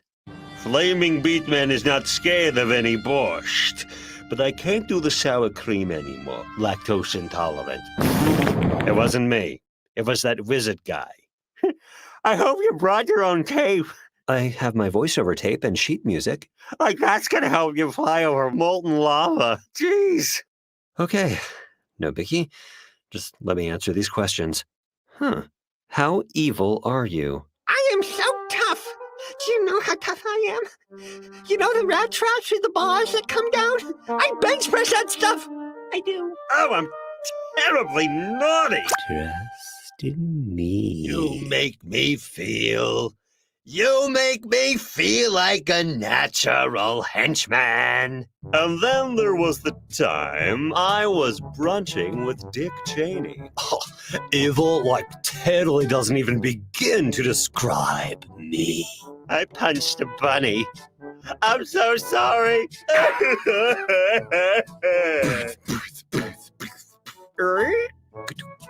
Acid danger martinis. Okay, you're surrounded by do-gooder space ninja robots. What do you do? Smother them with motherly love and meatloaf. Use my flaming Donny Toms. Right. So first, I stun them with the transmagnifier, and then I hit them with the super whackifier, and then what do I do? Oh, right. The super who's what's it? Is there more coffee? Arr, I just kick 'em robots in the screws. And the nuts. Yarr. I tell you what I do. I get to know them, gain their trust over a good, nutritious breakfast. Then one day, when they least expect it, snap, crackle. Pop, you guys are evil? We don't know nothing about no Mr. Keebler. You can't pin that on us crispy boys, see? Be careful. I hear he's a serial killer. Oh. Yeah, Murray, I think there's been some kind of mistake. Everyone here is really evil. Listen, doggy baby, everybody is doing evil now. It's hot. Really? Look at Shaggy. Gee, Scoob, it sure is difficult funneling weapons to the rebel army. Rudy Roo. Now, you go in there and give him the best evil face you've got. Next up is Chapiro. It's Shapiro. Mr. Mayhem will see you now. You can do this. Just think evil, like ready for danger. Danger Doug. Yeah, look at me. Hungry like the wolf, or a big dog, or a puppy. Oh, I love the puppies. Who's a good boy? You are. Yes, you are. And you have ears. No, must think evil. Evil. Welcome to my evil hiring lair, Mr. Shapiro. It's Shapiro! Okay, just calm down. Why? Who's gonna make me, tough guy?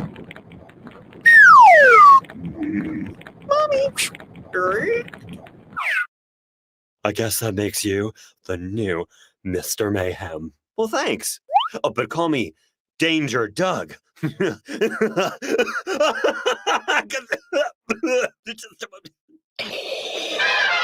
Oh, that's better. Oi, got a job. Made new friends. Now Mr. Mayhem needs depends. Danger Doug. Danger Doug. He's got the mood. He's a super spy.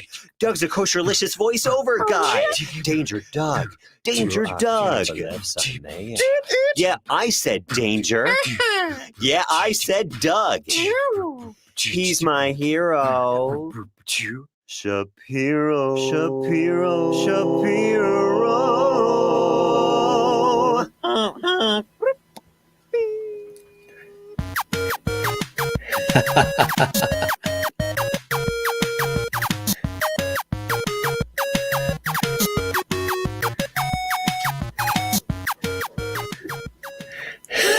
One of the most fun things about that was looking at Crystal's writing, like, evil couch potato. I'm like, Okay, let's find the laugh, and then you go from there.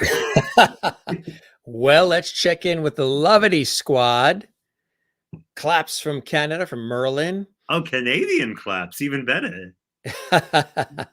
Love it from Kathleen Walker. Maureen says, what did was just watch? You mean, what did I just watch? What the heck was that? Merlin in Canada. Love it from Kathleen. Great animation. Loved it from And Kathleen as Truhan. well. And Truhan Pop in Colorado. Rocks and Pop. Yes, from Sherry Larson, Kansas. Bringing back our childhood, right? Snap, Crackle, Pop. Serial Killers. Gary Troyer and I were, I'm scared. Oh, the drama. LOL. That is funny. Merlin says, this is so cute. Claps.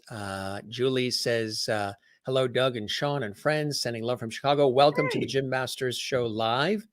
Good to have you with us, Julie. We love it. June loves the animation. Ken Truhan. Really, really cool. Yeah. And of course, they were talking about Sean and Mango earlier as well, and saying hello to Sean and to Mango. Yeah. Merlin says, I inherited a cockatoo that would cuss at my husband, had to get rid of because of our kids. I'm Now, sorry. now you didn't train him to do that, Merlin, did you? He only cussed at the husband, but not at Merlin. That is funny. Claps from Merlin. Well, She's look at the having a good Canadian time. class. Very nice. Well done. Yes, right. See the CACACA.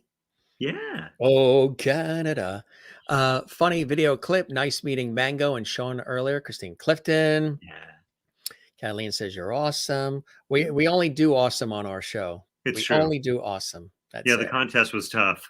I was gonna say there's a lot of negativity out there, a lot of nonsense out there, a lot of craziness out there. And even though we sometimes get into some really, very powerful and deep conversations on our show too, and a lot of other stuff that we do, informative and educational, we like to have a good time along the way too, because life is short and life is precious, right, Doug? Amen, brother. Absolutely.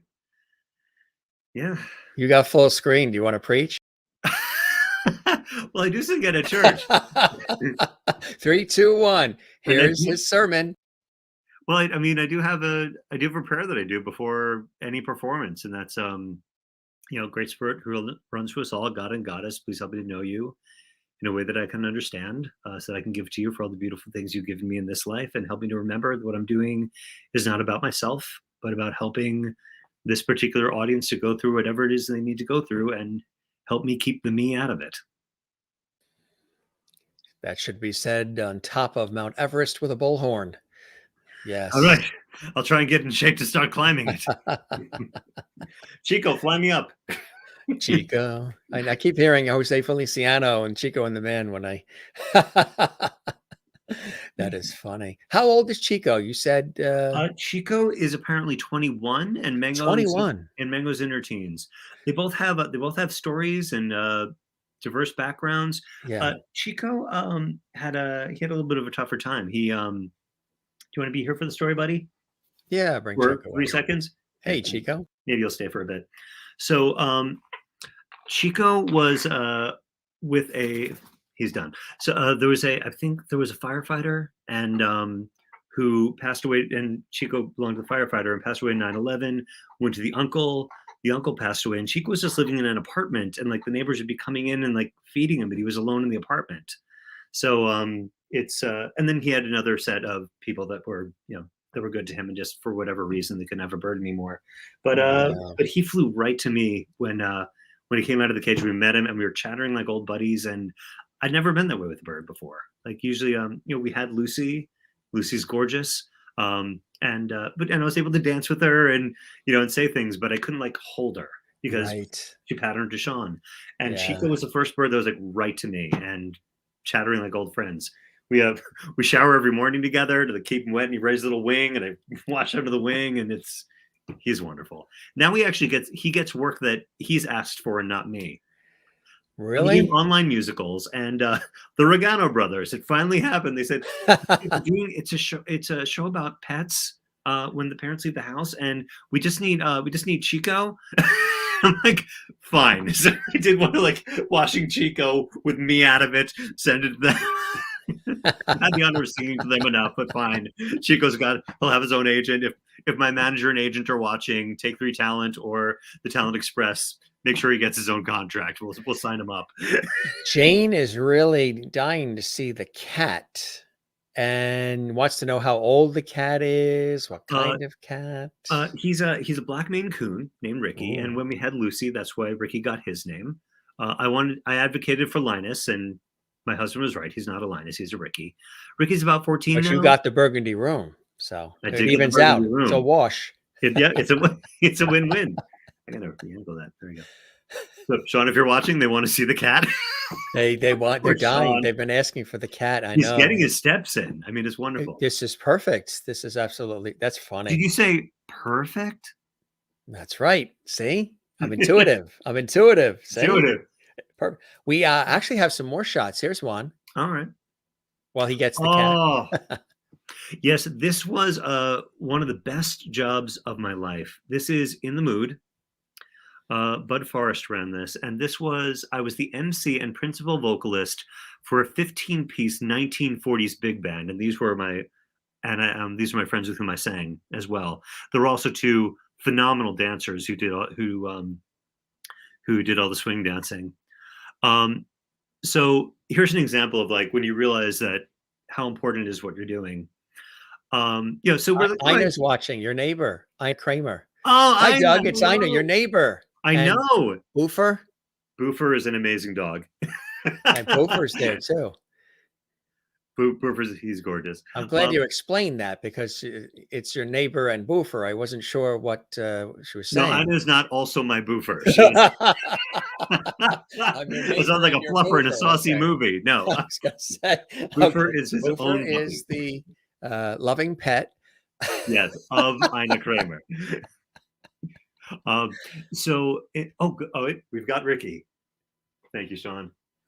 Ricky is in the house. Here comes Ricky. And you can see that all he wants in the world is to be held. Just look at how much he wants to be held. Glaring at the camera. Right, buddy? Look, just look at the resignation on his face. Look, all right, I'll allow you to love me for 2 more seconds. 3. Look at the eyes. We had a cat that was the same, the black. He's a Maine Coon, and he is done. just clawed you live on TV. He is a liar, is what he is. So we met him. Do you need a Band-Aid? No, we're good. We met him in the rescue truck. So like we've gone to a truck with North Shore Animal League, and knowing that we don't really have a North Shore Animal League, yeah. Right. So we don't, but it wasn't. It was actually a foundation renting the truck with a wonderful organization with a terrible name called SaveKitty.org. Save Kitty. So he was there, and he Sherry says, beautiful, great personality. He clawed him and disappeared. Well, he didn't claw. Luckily. Is he union? He is now. Exit stage left, Merlin says. Well, wait a minute. Exit stage left, even. The Pink Panther. The Pink Panther. A little black panther. So cute. Beautiful cat.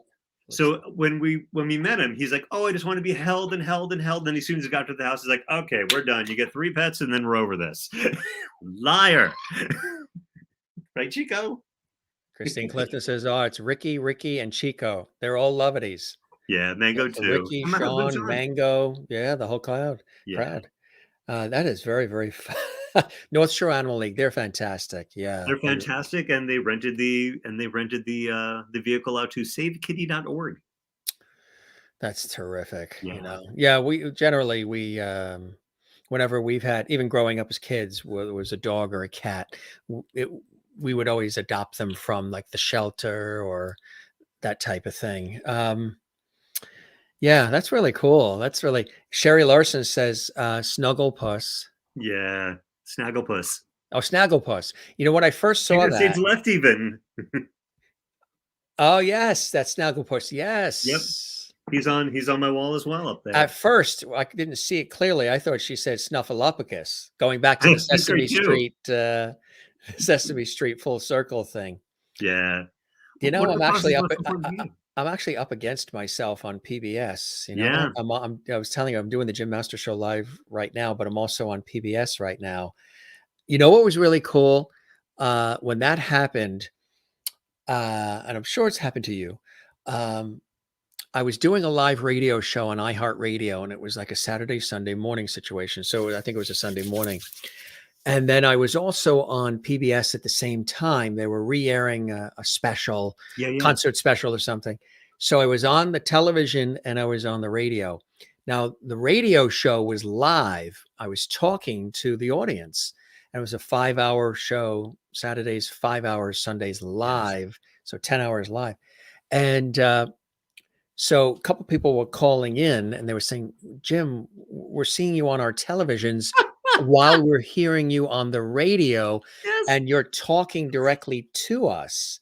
So which is it? You know, which is live and which is Memorex? What is what we're watching on the TV live, or are you on the radio live right now? And I said, well, the one that is speaking to you right now, that's actually talking about the fact that you see me on TV and the radio, might be the one that's live, It's true. which was the radio show.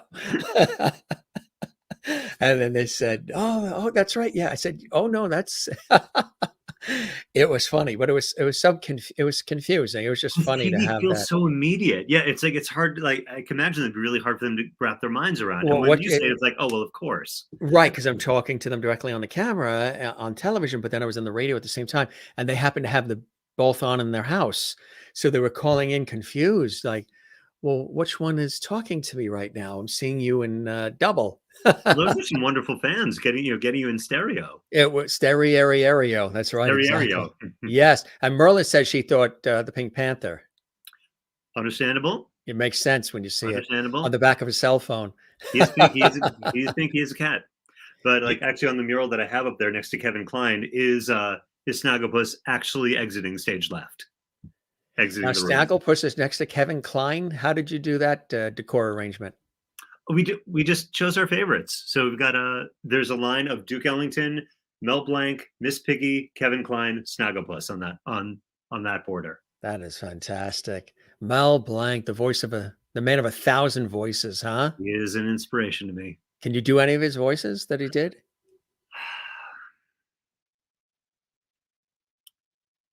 You know what? No, I do my own. I never heard that one before. Yeah. What character was no? Well, yeah, I was about to try and lean in. It's like, you know what? He does that. And it's Sometimes the originals are the originals. Right? exactly. Like they had The Outer Towners, one of my favorite movies with Jack Lemmon and Sandy Dennis. Mhm. The original Neil Simon extravaganza, and then it was remade later on, and without, of course, Jack Lemmon and Sandy Dennis. And I just didn't like it as much as the original. There's just something about the time period, Jack Lemmon, Sandy Dennis, Quincy Jones with the music, Mhm. just the whole, scenario. Sometimes, remaking things doesn't always Exactly. work. But Doesn't I always- but I mean I certainly learned from the rhythm and the music of what he did, how he would like the way he would speed up a character's heartbeat, Yes. slow it down for the see, sigh, say bit when he was on Jack Benny. Yes. Was that George Burns or Jack Benny? Seaside. That's Jack Benny. That's Benny. Yeah, that was Yeah. Benny. Yeah. Yes. Who are some of your favorites? Who are some of the, people, like I have a lot of people that I've always admired and either have had an opportunity to chat with or just been mentored by or just looked up to. People say, of the many people you've had an opportunity to chat with, who is on the list of people that remain that you'd love to chat with? Dick Van Dyke always comes up first. Absolutely. He's like that person, that ultimate talent, nice guy, still doing his thing. Yeah.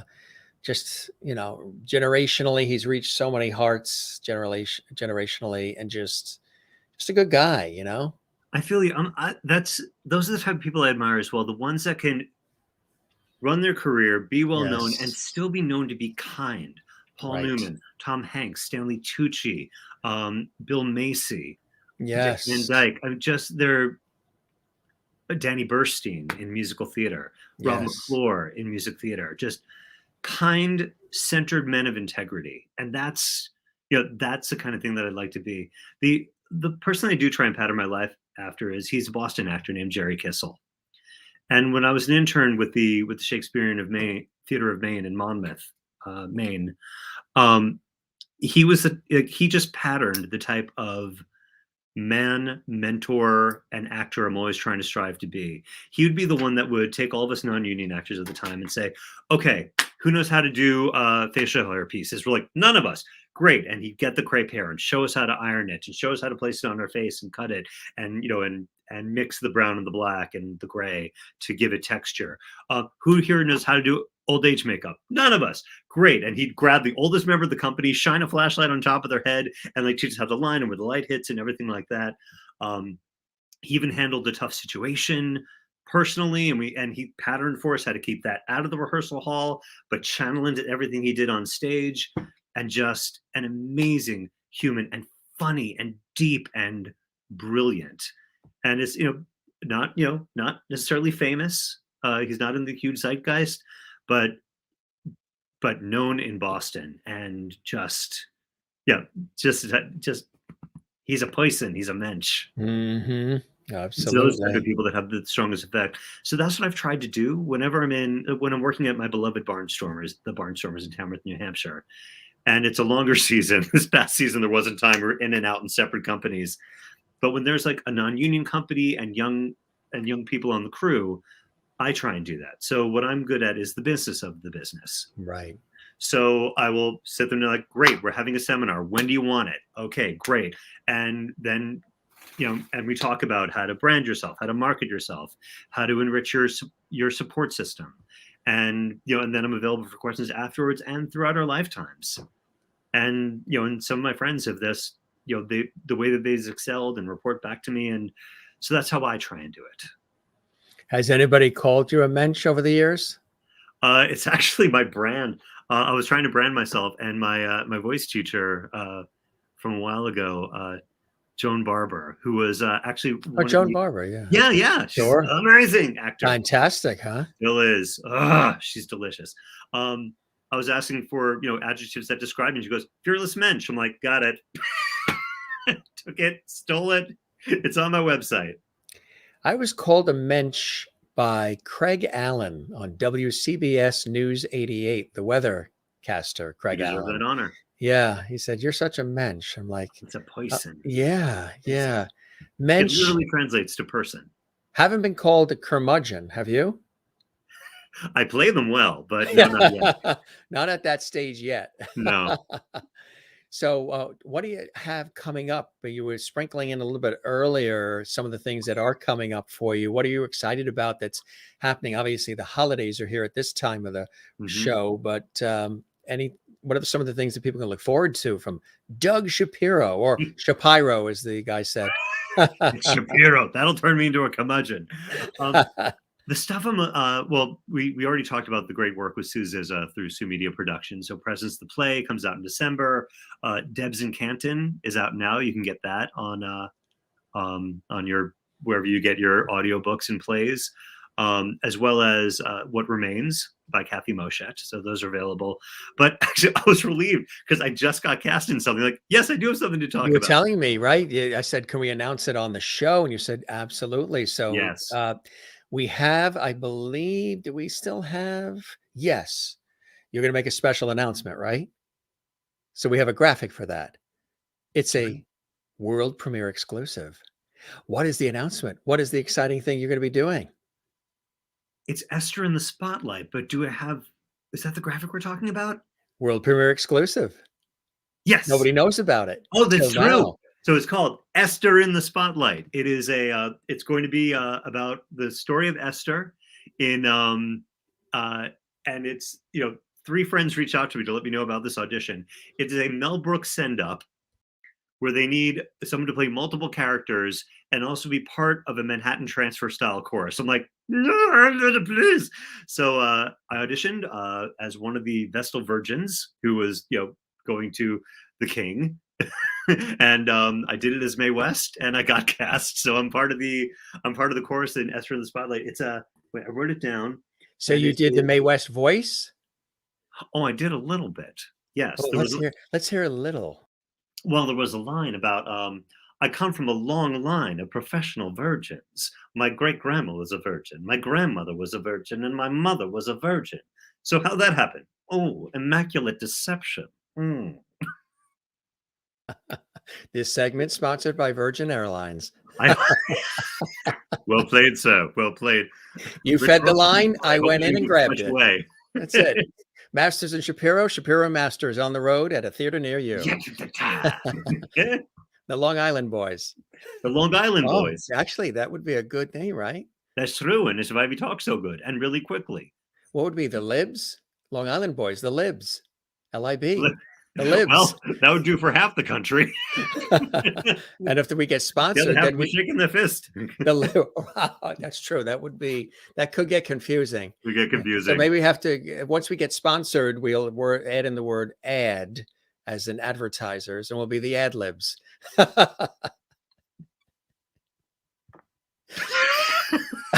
Well played, sir. Actually, that would work very well. Anne just got home from vacation. Happy to see that Jim is still on. Missed my lovely family. Anne in Southern California. Welcome home. That's where my husband's from, Orange County. She had a whole time. She was staying at the Disneyland Hotel and the whole Joyce. bit. She was having a wonderful time. Merlin in Canada, do you play Shakespeare or would you ever come to? I think she works for them because she always promotes this. It's a great festival. Actor, and I love doing it. And The if they invite Stratford me, I would Festival love in to join you Ontario, there. Canada, which is renowned. It's a great one. Absolutely. Would you ever come to the Stratford Festival in Ontario, Canada, I and would play be honored Shakespeare? to do so. Isn't that cool? Absolutely. Joan Sando is here. She's catching up on everything. So you got some good things happening. You've got some good things. I'm very excited. And best of all, it's, I get the nice thing about all this that's going on, like being able to still be of service to the church that I sing at from here and do the business role play from here.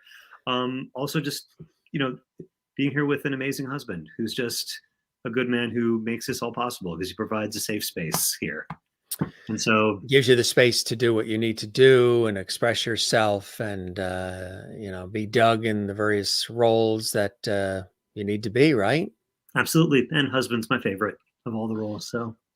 And father of Mango and Ricky. Chico and Ricky, yeah. Chico and also pandemic cookie baker. Wait, what do we got there? No, this is dark. This is a chocolate foodie chip. crowd. This is a foodie crowd. This is a dark chocolate chip cayenne with chia seeds. Pretty much at Sean's request, pretty much every cookie that I Dark make has chocolate chia seeds chip Dark with chocolate cayenne pepper on it. cayenne pepper in it. Yes, Wow. it's got like a sort of a burn afterwards. So the chocolate chip, cayenne pepper. What was the other ingredient? Chia seeds on top for a little bit Chia of crunch. seeds on top. Wow. Let's bring that up. A bit of crunch. Now you got to bite into it like it's a commercial. Now let's see your expression. Let's see the Doug Shapiro acting. First, you got to do the cup. Are you left-handed? No, I just wanted to show the logo. Oh, I thought you were part of the left-handed crowd like me. No, you're the real creative people. The rest of us have to work at it. All right, here we go. Here's Doug acting at his very best.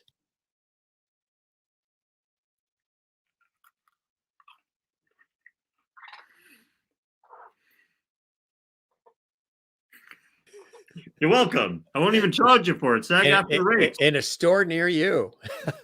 You're welcome. You're welcome. Has the cayenne pepper kicked in yet? Do you need water? Water stat. And no. You can swallow before you answer. The burn is so good. Yes. Feel the burn? Mm-hmm.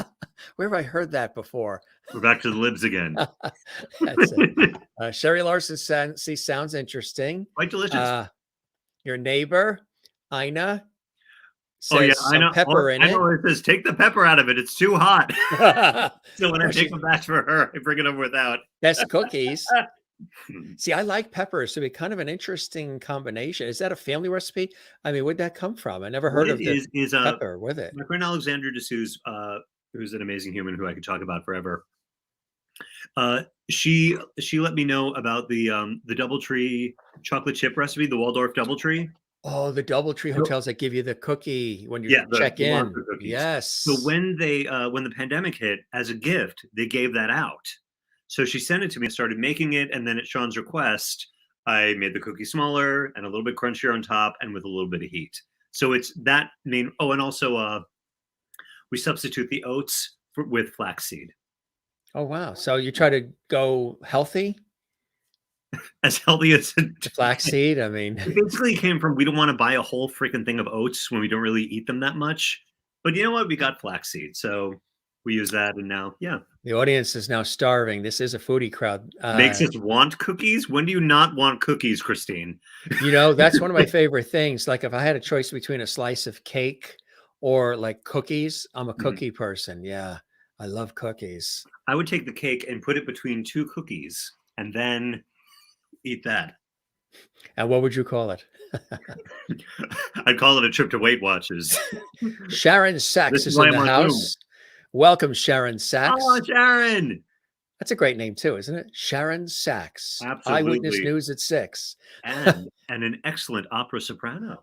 Yes, she is. Yes, she Doug's is, Cookies Sharon was Sachs. my favorite birthday present. She just had a milestone birthday. That's up to her if she wants to share or not. That was a couple days ago. Happy birthday, Sharon. Happy birthday, Sharon Sachs. You want to sing her happy birthday? Let's sing her happy birthday. Sometimes we do that on the show when we realize there's birthdays. I could and sing now it to you her in don't have to Yiddish. pay because it's public domain. Happy birthday. But I could sing it to her in Yiddish if she wants. Oh, that'd be great. Sieh dein Geburtstag, sieh dein Jontef Heint, haben sich versammelt, deine Gitterfreund.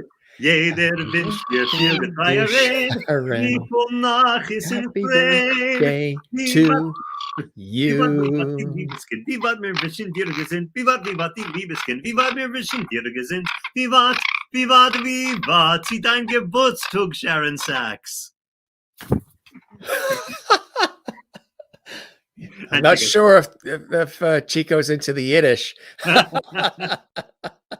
He said, why didn't you just say happy birthday? Exactly.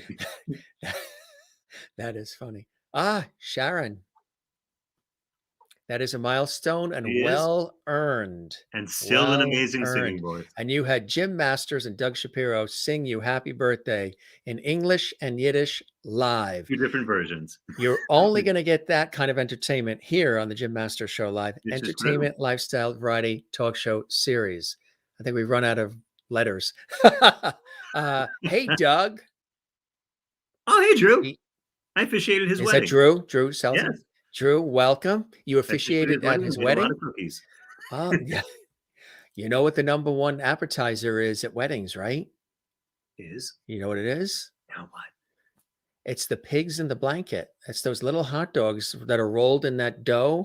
That is the most requested item Most at satisfying, most you know? weddings. When Sean and I got married, we had those in the room for the kids. And like we just had one room, like so the kids could like color and do whatever they want. And we put like the pigs and blankets there.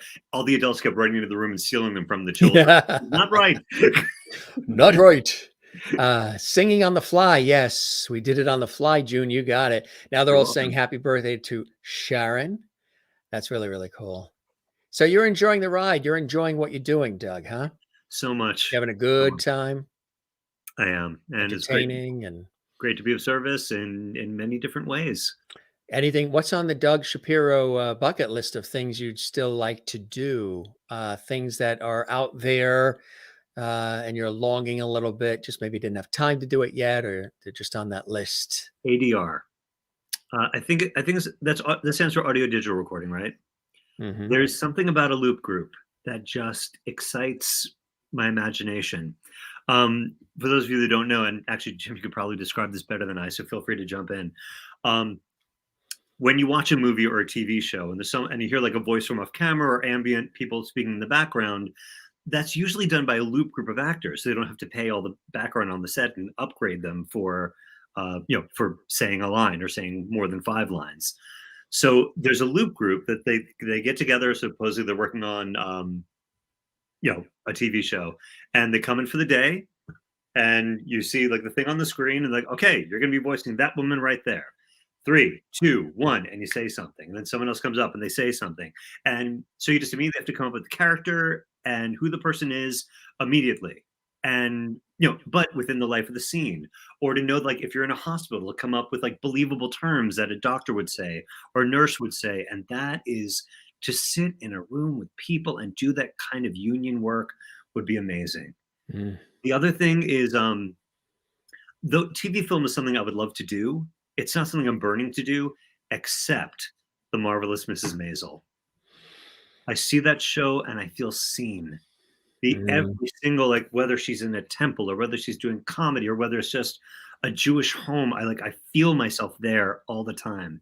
Yeah. And my wonderful agents at Take 3 Talent, they got me 2 auditions during the pandemic. I came darn close. They And did, it huh? and Wow.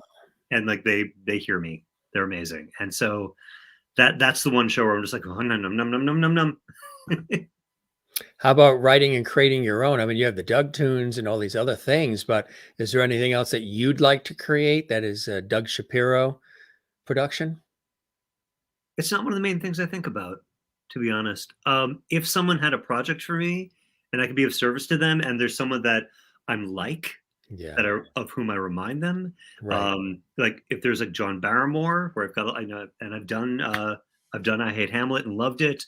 But if they're Barrymore knows, Yeah. or someone from the vaudevillian era, because I get that style here.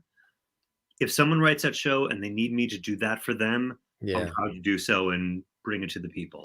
What if somebody came along and said, "Hey, we want you to be in this new sitcom we're launching on ABC"? Proud to do so. Yeah. Because that means that they've written something and I'm the right person to help tell their story.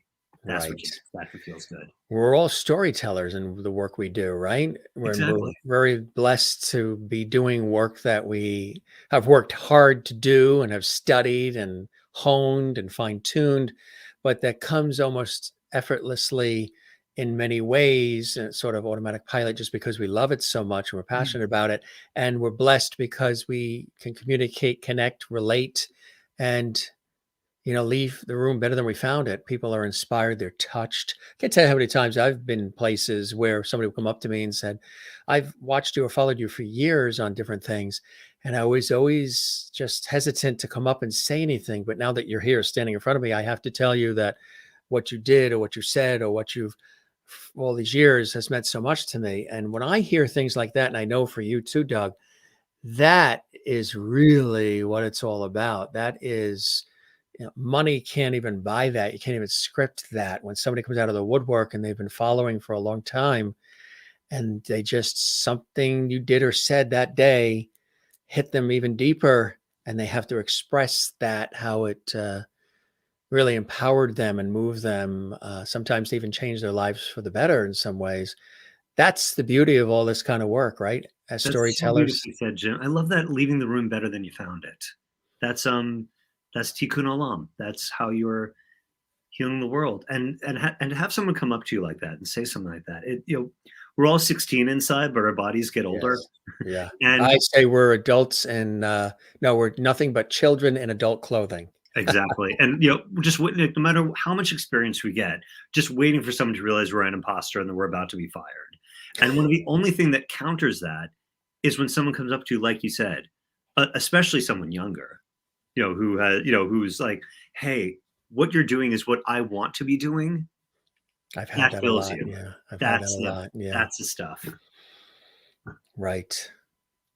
And then I usually will say, "I'll tell you when I'm retired." I don't think you're going to, Jim. I just have a feeling still doing it. you've got way too many projects ahead. It's fun. When you mentor others and inspire others. And as you can tell, I like to use a little levity. The Jewish humor and the Irish humor is some of the funniest in the world. And when you bring those two together. For us, it was the potato famine. Yep. That is funny. And for us being chased around Europe, I did 23andMe, and I was all excited to find out, all right, what am I? Am I exotic? Maybe I'm like part from South America, or part New Zealander, or part Labrador, or something exciting. And then I clicked the link, and it said, "You're 99.9% Jewish." I'm everyone Ashkenazi Jewish. Anyone that's ever been chased around Europe. A klezmer started playing. I was just, really? I took this thing and you told me that I'm Jewish. So now is Amazing. it Russian, Polish, German? I mean, what is the? It just said Ashkenazi Jew, I just 99.9% Ashkenazi Jewish. My family is from Russia, Austria, and Poland. My great grandmother, for whom I'm named, her name wasn't Douglas, it was Dora, but she used to sing for the Tsar in Russia and got out right before the revolution. Oh, I'm named wow. for her. That's amazing, huh? Yeah. So you did the 23andMe. I Isn't that did. cool? I Yeah. did. I found out I'm Jewish. Changed my life. The Shapiro didn't give it away. Amazing. Oh boy. I'm English, Irish, Swedish, and French. Ooh. Yeah. Oh, nice. Yeah. English, Irish on my father's side, Mhm. and English, Swedish, and French on mom's side. But I've got a cousin who's digging even deeper, and we've noticed some Norwegian Ooh. and some Finnish too, sort of that Scandinavian area. We knew the Swedish part, You but finishing that? we didn't know the Norwegian, Finn, and English on both sides. It's kind of interesting. People, I say this a couple of times on the show. People think I made up the name Jim Masters because I'm on television and radio. Mhm. That's not your name. Your name is not Jim. Your name is really, you're Harvey Lepowitz. Your name is not Jim Masters. Harvey Lovitowitz. Yeah, we Lovitowitz. Yes, Lovitowitz. that's the ticket. John Lovitz. I'm like, Oh. no, that's really the name. I'm the Yeah, fifth James. It goes back. It goes back. Nice. Mary's here. Mary, welcome. We've been waiting for you, Mary. We kept the porch light on for you, Mary. Great, Doug and Jim, such talent. We thank you very much. I don't know. I'm melting from all these comments. Are you, Doug? Absolutely. And Mary should No. talk. She's such a talent. I do business role play with her, and she's Do also you? and she's got her one-woman show coming up in February, her cabaret. Mary, come on the show as my guest. Let's connect and have Mary come on. Absolutely. Mary, quite contrary. That's fantastic, Mary. This has been a great, hilarious, fun show. Thanks, Thank Jim you, and Doug. Jane. And Jane, it's 10:05. Do you know we've been together for 2 hours? Oh, I like the thank you. face. Everybody says it never seems like that, because I don't put a time clock on. Some people say, you went 2 hours. How? I'm like, I just, if the guest has to come in and out in like 20 minutes, then we do 20 minutes. If it is a half hour, if it's an hour, if it's 2 hours, whatever, we just let it roll. And, these are epic. People have said you should enter this series into the Guinness Book of online Guinness Book of Records or I was something. joking with a friend who's like, Jim Master's going to whip out George Burns in 10 minutes. And he's gonna be like, all right, thanks, everyone. Here's George Burns. Time But to see, go. I did it for you earlier. Usually I do it towards the end. I know. But you got the bonus of seeing George earlier. And it wasn't a sign off either. That wasn't the sign off. It wasn't the hook. Thank you for joining us tonight, Doug. My sides hurt now. You are fantastic. Best wish for all you do in the future. It's Sherry. Then so I much, am Sherry glad Larson. that you are. The last time you said that, Sherry, is I think when Halo and Doomsday Dude Perfect were here. They did the Halloween show. Fun. Yeah, really, really cool. We did a crazy Halloween episode. Doug, thank you for spending your evening with us. Gary in Iowa. Gary, It's so good to thank see you, Gary. I hope you're having a nice Thanksgiving. Jane is a real trooper, 4:05 a.m. in Sweden, and she's still with us. Jane, bless you. Hi, Vay. Absolutely. Brian Mama Long Jane. says, yay, Thanks, Doug. listen. Thank you, Brian. Oh, Gary wants George again. Do we get another George? Yeah, George is here. There he is. Come on, George. There you go. Good night, everybody. Yes, there you go. There's George with a cigar. He said you knocked it out of the park. He had a great time tonight. Thank you, George. Christine Clifton is here, and she says, Doug, thanks for bringing smiles to Lovety Hall. And you're multi-talented, so hilarious, have a big heart, quite an entertaining episode. Wish you continued success. You're a fun Lovety. That's all we want. Thank you, Christine. Yes, exactly. That's all we want on the show is fun Loveties. Fantastic. We want them back. Yeah. Night, Doug from June. Night to you, June, as well. Good night. Linda Newton from Oregon. Thank you for a fun evening. First time watching your show. Wonderful guest. Doug Shapiro, too, from Oregon. Thank you, Linda. We hope you'll be back. And thanks for being my aunt. You're amazing. Yeah. Dazzled by your talent. Sarah is here with hearts. Thank you, Sarah. Oh, such a director she is. She's amazing. She's really good. Yeah, Sarah, she directed Popcorn Balls of Barnstormers this summer. oh my God, that's fantastic. Really cool stuff. Healthiest work environment I've ever been in as an actor. Sherry Larson says to Linda Newton, come back, Linda. Yes, you are all the new folks watching. You are welcome to join us. And there's over 550 plus episodes of our series with great guests and conversation like these that you can watch. And we are here generally 7 days a week, just about, which is amazing. And this is our second show today. And what a blast we had, Doug. I really hope that you enjoyed the time with me as much as I have with you. And the show met whatever expectations that you had, sir. It was fun. It's been an honor. And thank you for a 2-day session. And there's no copay. It's like therapy, right? It's like a therapy session, isn't it? It's like therapy. Well, for both of us. For both of us, yes. This is a co-production. Conversation is healing. Yes, reminder of why we do what we do. Julie says, thank you for such a great show. Sorry we were late. No worries, Julie, because anybody... Be on time next time, Julie. Be on time next time, Julie. The train pulls out at 8. But she ran and caught it. She's in amazing shape. I think we started at 8:04 or something. We were waiting for her. If anybody missed anything, you can see this entire episode again right here on our YouTube channel exclusively at Jim Masters TV. If you enjoyed the episode, give it a thumbs up and leave a comment on our channel as well. Christine says, it's great to now have feathered lovities. Yeah, actually, we haven't had feathered lovities before. Several with great plumage, though. We've had a few that have been tarred and feathered, but not feathered. Jim's a tough interviewer. Call him on their bull. It's enough. You've held up the CD 10 times. All right, we get it. It's on iTunes. It's on iTunes. Okay, we know. It's in Spotify. Oh, I hear you. I hear you. It's like in my book, be a person. Tell us about your childhood. Yes, but my CD. No, though. What did you do before you made the CD? Tell us about you. I dreamed about making a CD. And here it is, available at Spotify and iTunes. Limited time. And if you do it now, I'll autograph I was it. a little bit relieved. Like 2 days ago, I did get cast in this thing. So I'm like, well, I don't have anything coming up. So this is great. I could just hang out and be a person because I'm not trying to promote anything. You are Doug. Doug and Jim. Exactly right. Thank you very much. That's our super chat. That helps support our show. Super chat, super emojis happens live during our show. Awesome guest, awesome host, awesome show. Kathleen, thank you very much. We appreciate that. So much appreciated. She's doing that in support of our series and all the hours and expense and everything that goes into a monster series like this, 7 days a week with these epic episodes. Yeah. Beautiful color too, huh?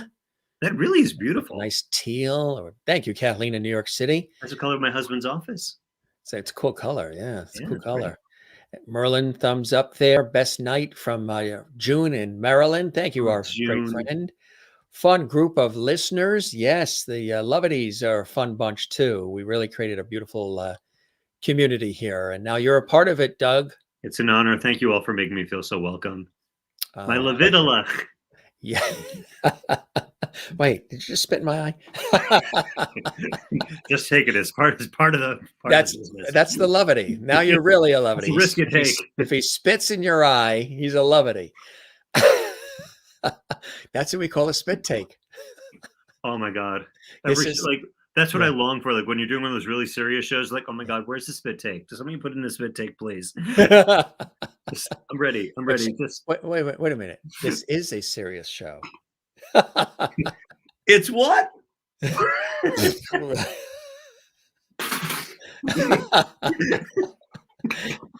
And just at that moment, Sean's walking in with the cat, just so they could say goodbye. Cats love water. Yeah. I wonder what the last words you'll ever say. Pan the camera over. We want to see what Chico's doing on that chair. hanging out being a chicken. Can I love you? I think you're just sitting there. That's funny. He is, and like this, and I'm telling you, like the business role play stuff where, like, I'll be like a Texas oil man who's like furious at this other country and talking to their human resources about a mistake they've made. I'm going to call these people, like, and he's like, "That's my guy." He's just taking notes. Just taking notes. Yeah. He's basically your head of security. Exactly. That's why he's facing the other way. He's got his back to me. He's like, that is funny. He's a Claps good and chicken. hearts and perfect timing for the spit. If anybody's just tuning in now, you'll have to watch this from the beginning to understand what we're talking about, spit takes and all the rest. Imagine if somebody just tuned in now, you're showing the rear end of a bird and you're spitting up on the show. And Jim's lost the interview. Reel it back. Reel it back, Jim. You're eating half a cookie. They're like, what the heck's gone on? What have happened to Jim and Doug's careers? Have you seen Elmo and Ricky Gervais? Oh, yes. Yeah. Yes. You've lost the interview. Get it back. Get it back. Maureen says, what a load of fun this has been. Doug, keep on keeping on with your tremendous talent and humor. You, sir, are an amazing human. And that came with love from a nurse in Arizona, Maureen. Ooh. Yeah. Thank you very much for everything. Yes. Been an honor The to work comment with was wonderful bedside manner. Well done. That's what I teach as a standardized patient. So you're on it. Good stuff, my friend. Good stuff. Thank you so much, Jim. It's been an honor. And blessings of the Hanukkah that starts tomorrow to you and your family. Happy Thanksgiving, everybody. Happy Thanksgiving. That's right. And all the holidays. And Jane, where it's like 4:15 a.m. for her. She's still loving it. Good stuff. All right, gang. Thanks, everybody. If you're watching for the first time, we love all of you. Hope you'll join us. Spread the word about our entertainment lifestyle talk show series. A little Dick Cavett, a little Carson, Mike Douglas, Merv Griffin, Regis Philbin, with a modern twist and modern vibe of today. And our special guest tonight, Doug Shapiro. Any final words, anything about our conversation tonight, the show, anything you want to say, or before we wrap up, my friend? I just really appreciate the chance that we got to talk a little bit about our values and, the values that we lead with and why that means so much to us in this profession. Doing what you do as a producer and voice actor and everything, and being able to talk about that across the work that I do as well, because that's really why it matters. So thank you. You're welcome. You are very, very welcome. It was a pleasure on our end as well. And Alona says, hi from Vancouver, Washington. Hello, Alona. She's a cousin as well. And quite She's gorgeous. a cousin? She's a gorgeous cousin. Yes. Sean's All side. in the family. Now, have you been to Vancouver, Washington? Yes. We were in that area for New Year's a little while ago. It was wonderful. Beautiful area, huh? Yeah. Really nice. Well, welcome, Alona. Really nice. And you know what's funny? The minute they see somebody new, they dive right in. Hi, Alona. Hi. It's like we're at a backyard picnic. It's really true. Cool. We're doing an Irish and Jewish goodbye right now is what we're doing. Oh, well, those are endless. Those are endless. Well, thank you, everyone, for coming. Oh, hey, Alona. How are you? I was going to say. So that's why we don't say goodbye. We just say see you later. See you later. We'll just say see you later. We'll see you at the diner for a tuna melt and some split pea soup. Please, breakfast. Yes. Yes. Doug, thanks for everything. This was a lot of fun tonight. Got a chance to learn about you and your work and your passion. Merlin says, welcome to all newcomers. You're now lovities. Spread the word. And Jane agrees. Spread the word about our show. You're back anytime you want. We'll keep the porch light on for you. And this was a hoot and a holler. And I for you as well. You take care. And thanks to all of your lovities surrounding you too there. Got quite a cast of characters with you. I've got an amazing support system and beautiful people in my life. Thank you all for being here. You take care, Doug. Thanks for being with us. It was a pleasure. You be well, okay? You too. Bye-bye. Cheers. Doug Shapiro on the Jim Masters Show, live entertainment lifestyle talk show series. That was a lot of fun and a real pleasure. We really enjoyed it. And just really, really cool. Excellent conversation. Hey, Doug, we have a couple more photos actually before we go. Why don't we show these? All right. We can't leave without showing that. I said, why don't we show these? You know, did you grab a bite of the cookie? I did. I was going to say, I was going to. That's the so that was Roger Debris and the producers at the Barnstormers Theater. This was an amazing dress by Mary Savlosky, and this was the guy who does my website is also a phenomenal actor, Jordan Stanley, and his wife Amanda Huxtable, also phenomenal. Jordan played Carmen Gia, and this is like an actor stepping up for you, because one show, the back of that dress split open. I'm choosing to believe is because my lats were so awesome. And so I acted the whole scene laterally, and Jordan jumped in right behind me, pulling the dress together and sewing it up. Like while acting the scene. That's live theater. That is live like theater. Other actors being there for each other. That's right. It takes a village. The Drowsy Chaperone. Loved that show as well. The fun thing about this one is that the way it was staged by Bob Shea is I faced out towards the audience. I was on a lip right there, so I never saw the show. Oh, wow. So like for dress rehearsal, I'm like, can I turn around and see what they're doing? Because I faced out the whole time. But that was a moment of kind of transformation at the Barnstormers, where I started to like evolve into adult Doug and not male Genu anymore. And it's a beautiful show. Sylvia. So this is Sylvia at the Barnstormers Theater. I also got to do it at Arc Stages, a great theater up in Pleasantville, New York. But these were the three characters Reader's that I played in Digest. Sylvia. Right? Reader's Digest, Pleasantville, New York. Oh, yeah. That's where their headquarters is, yeah. The trivia there for everybody. Yeah. And I think this is Popcorn Falls. This is Popcorn Falls. Yes. So that's Amanda Huxtable, who I just pointed. That helps. Yeah. Who I just mentioned. She is a phenomenal actor, wife of Jordan Stanley, who was Carmen Gia, and they both do my website. And so the two of us played all of the characters in this. So the first live show out of the gate, after a month and a half of no live theater, is the two of us on stage for 90 minutes playing 13 characters and doing all the set changes. Wow, So really? this is me as the waitress's young daughter. Really? Wow. That is. And she's playing the sheriff there. This was so as I said, Sarah Rosine directed this. And besides me, everyone involved, every designer, every crew member, female. Including one female who's trans, and again, it was the healthiest, most wonderful, about damn time work environment I've ever worked in, and funny and great. Funny. Yeah. Once Upon a Mattress. Yeah, that's Jackie Hoffman. This is off Broadway. Jackie Hoffman being amazing. There's a transport group, a wonderful company. If you look on the left, you'll see Jason Sweet Tooth Williams playing Dauntless. I was his understudy because his daughter was just about to be born. And this is the type of people the transport group brings in. When I had my understudy rehearsal, he came, he brought donuts and was there to give advice. Like, who does that for understudies? That is, how human he is. He went on to do Be More Chill on Broadway. Oh, yeah, sure. Amazing human being. And I got to kiss Jackie Hoffman in rehearsal because I was the understudy, and she's just a glorious human being. We'd also do Hanukkah candles together. Wow. And she knows the Hebrew. She does. That is amazing. Yeah. Well, what we just did was an encore. That was your encore coming back in, and we raised the curtain and had a few more bonus.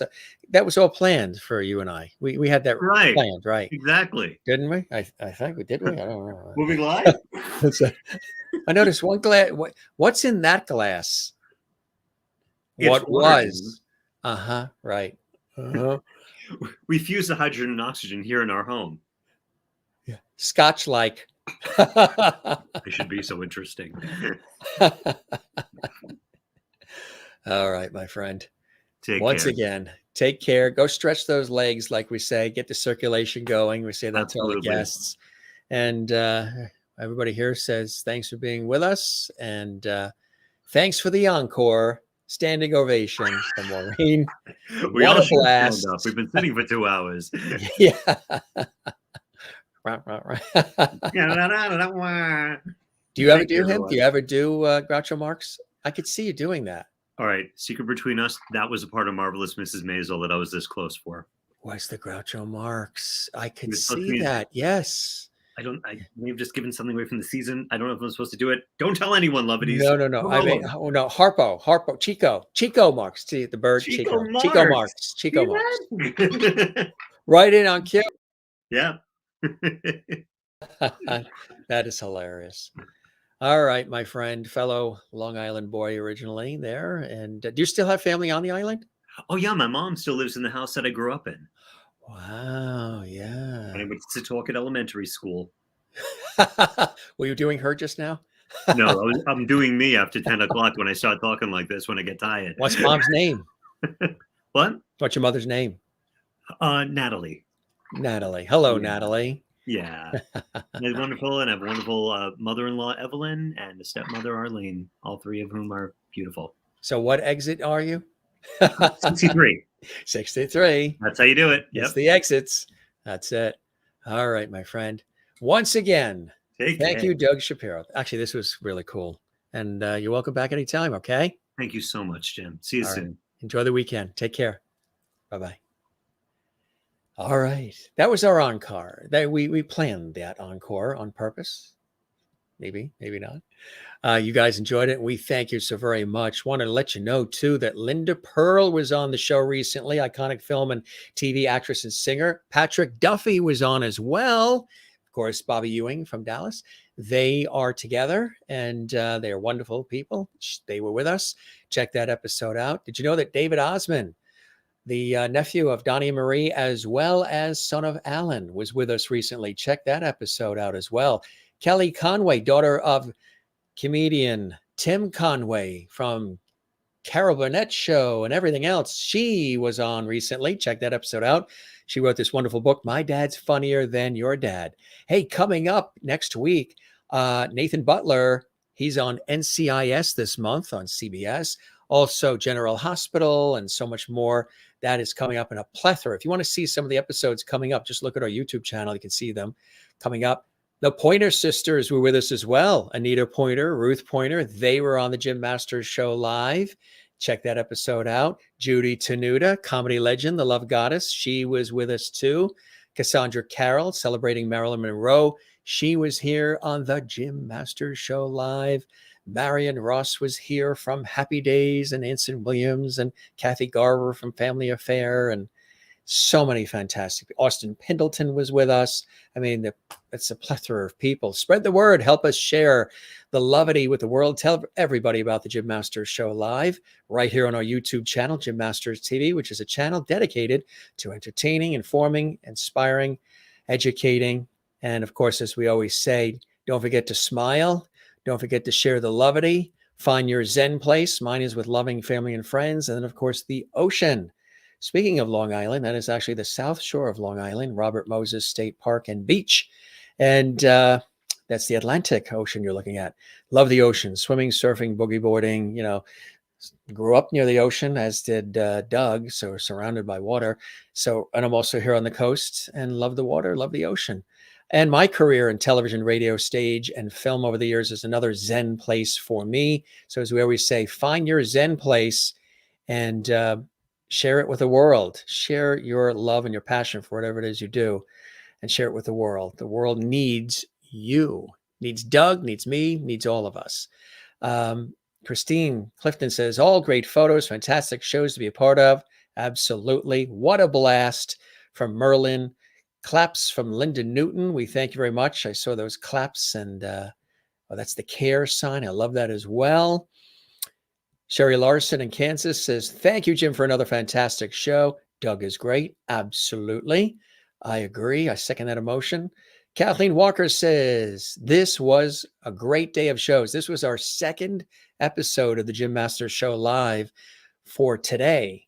2 shows in one day. A lot of people don't do that unless maybe you are on Broadway. 2 shows. You had a matinee and an evening performance of JMS Live. And smiles, you needed this. Thank you, Kathleen. And thanks for the super chat you did. That really helps us here. We appreciate that. That's available, gang, during the live shows. Super chat, super stickers, super emojis. We appreciate those of you who do that during the chat. Now, if you haven't chatted or if you love this episode, please definitely give it a thumbs up on our YouTube channel and leave a comment. You're on the YouTube channel watching this right now, so leave a comment for us. We would love it. Those that are watching live, we'll have another great episode coming up, a full week of episodes, really amazing guest. Barry Livingston, who played Ernie Douglas from My Three Sons, is coming on the show on Tuesday.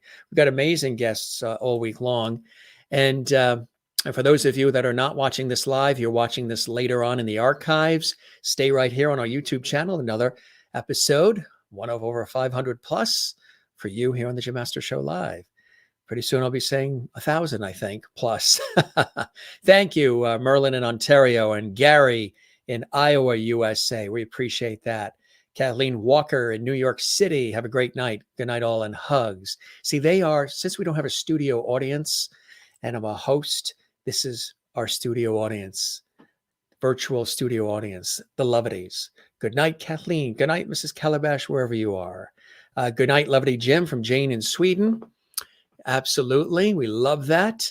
And Sherry Larson says good night to Jane. See, they also, this is like the Waltons. They all say good night to each other. Good night, John Boy. Good night, Kathleen. Good night, Jane. Good night, Sherry. Good night, Gary. That's all happening in comments right now.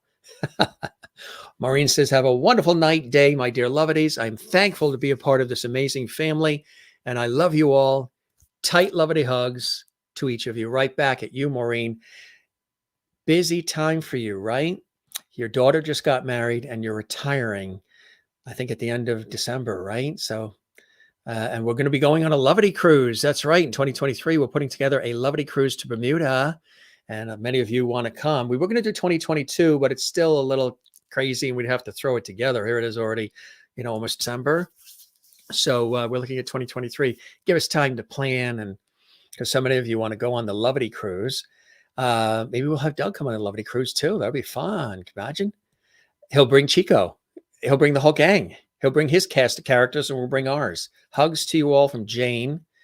Right back at you. Joan Santos says, Jim, you're the best host and have the best guests. Thank you, Joan. I appreciate that. Really, really kind of you to say that. And as we always say, we do not say goodbye. We say see you later, or moi loop, which in African means walk well. Walk well. You guys are the best. We really appreciate it. And one last time here, don't forget to subscribe. Hit that red button, subscribe. We would love that. That means a lot when you do it. Look what happens. Boom. Yeah, subscribed. And again, click like, the thumbs up like, and leave a comment for us here on our YouTube channel as well. Gang, enjoy. There it is again, in case you missed it. In case you missed it.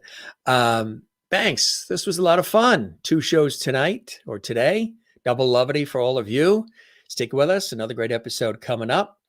And Sherry Larson says, yeah, we're off tomorrow. Tomorrow's a family day. We're off tomorrow, but we're back Monday, 8 p.m. Eastern, 5 p.m. Pacific. And there's several days next week where we have 2 shows a day. There's a lot of guests that want to get in. So we have a waiting list of guests. We're already like into January with bookings. That's a really beautiful thing. I'm touched by that. I'm touched by all of you watching, sharing it, because what we're doing is quite unique. It's something special we've got going on here. It's not an interview show. It's an everything show, for something here for everybody. Thank you very much, Sherry Larson. Good night, all. Have a wonderful Sunday. Love you all. We all love you back. Sherry Larson in Kansas. Now, anybody that watches this show from the beginning in the archives will see that the hair was all of a sudden short, and then how'd that happen? Somebody said, Jim, your hair isn't real, is it? I said, pull it and see what happens. If you pull it, I take no responsibility for what my left arm does. So you guys are the best, and we love you all, wherever you are watching around the world, whatever time of day it is. If you're watching live or you're watching this archived, you mean the world to us. We've built something really special. It's a lot of work behind the scenes doing shows like this. They're done like television shows, but it means a lot that you're here and you write to us and you comment and you Facebook message and Instagram message. You can find me on Facebook, Instagram, Twitter at Jim Masters TV. And of course, our YouTube channel is Jim Masters TV. Doug is at all those places as well. So you guys are the best. Love your hair, Jim. Thank you, Jane. I guess, yeah, it had a mind of its own. It said, don't fence me in. And that's what I was doing when I had it pulled back. I fenced it in. It said, it started to pull. Yeah, I don't know if it started to come down and I was fighting with it. So I said, hey, let it do its thing. Let it do its thing. All right, gang. You are the best. We'll talk to you soon. Enjoy the rest of your day, wherever you're watching around the world. We love you all. And thanks for watching this episode of the Jim Masters Show Live. I am your host, Jim Masters, thanking you for your time this time. Till next time. Catch you on the next one. We're here on the Jim Masters Show Live. Cheers.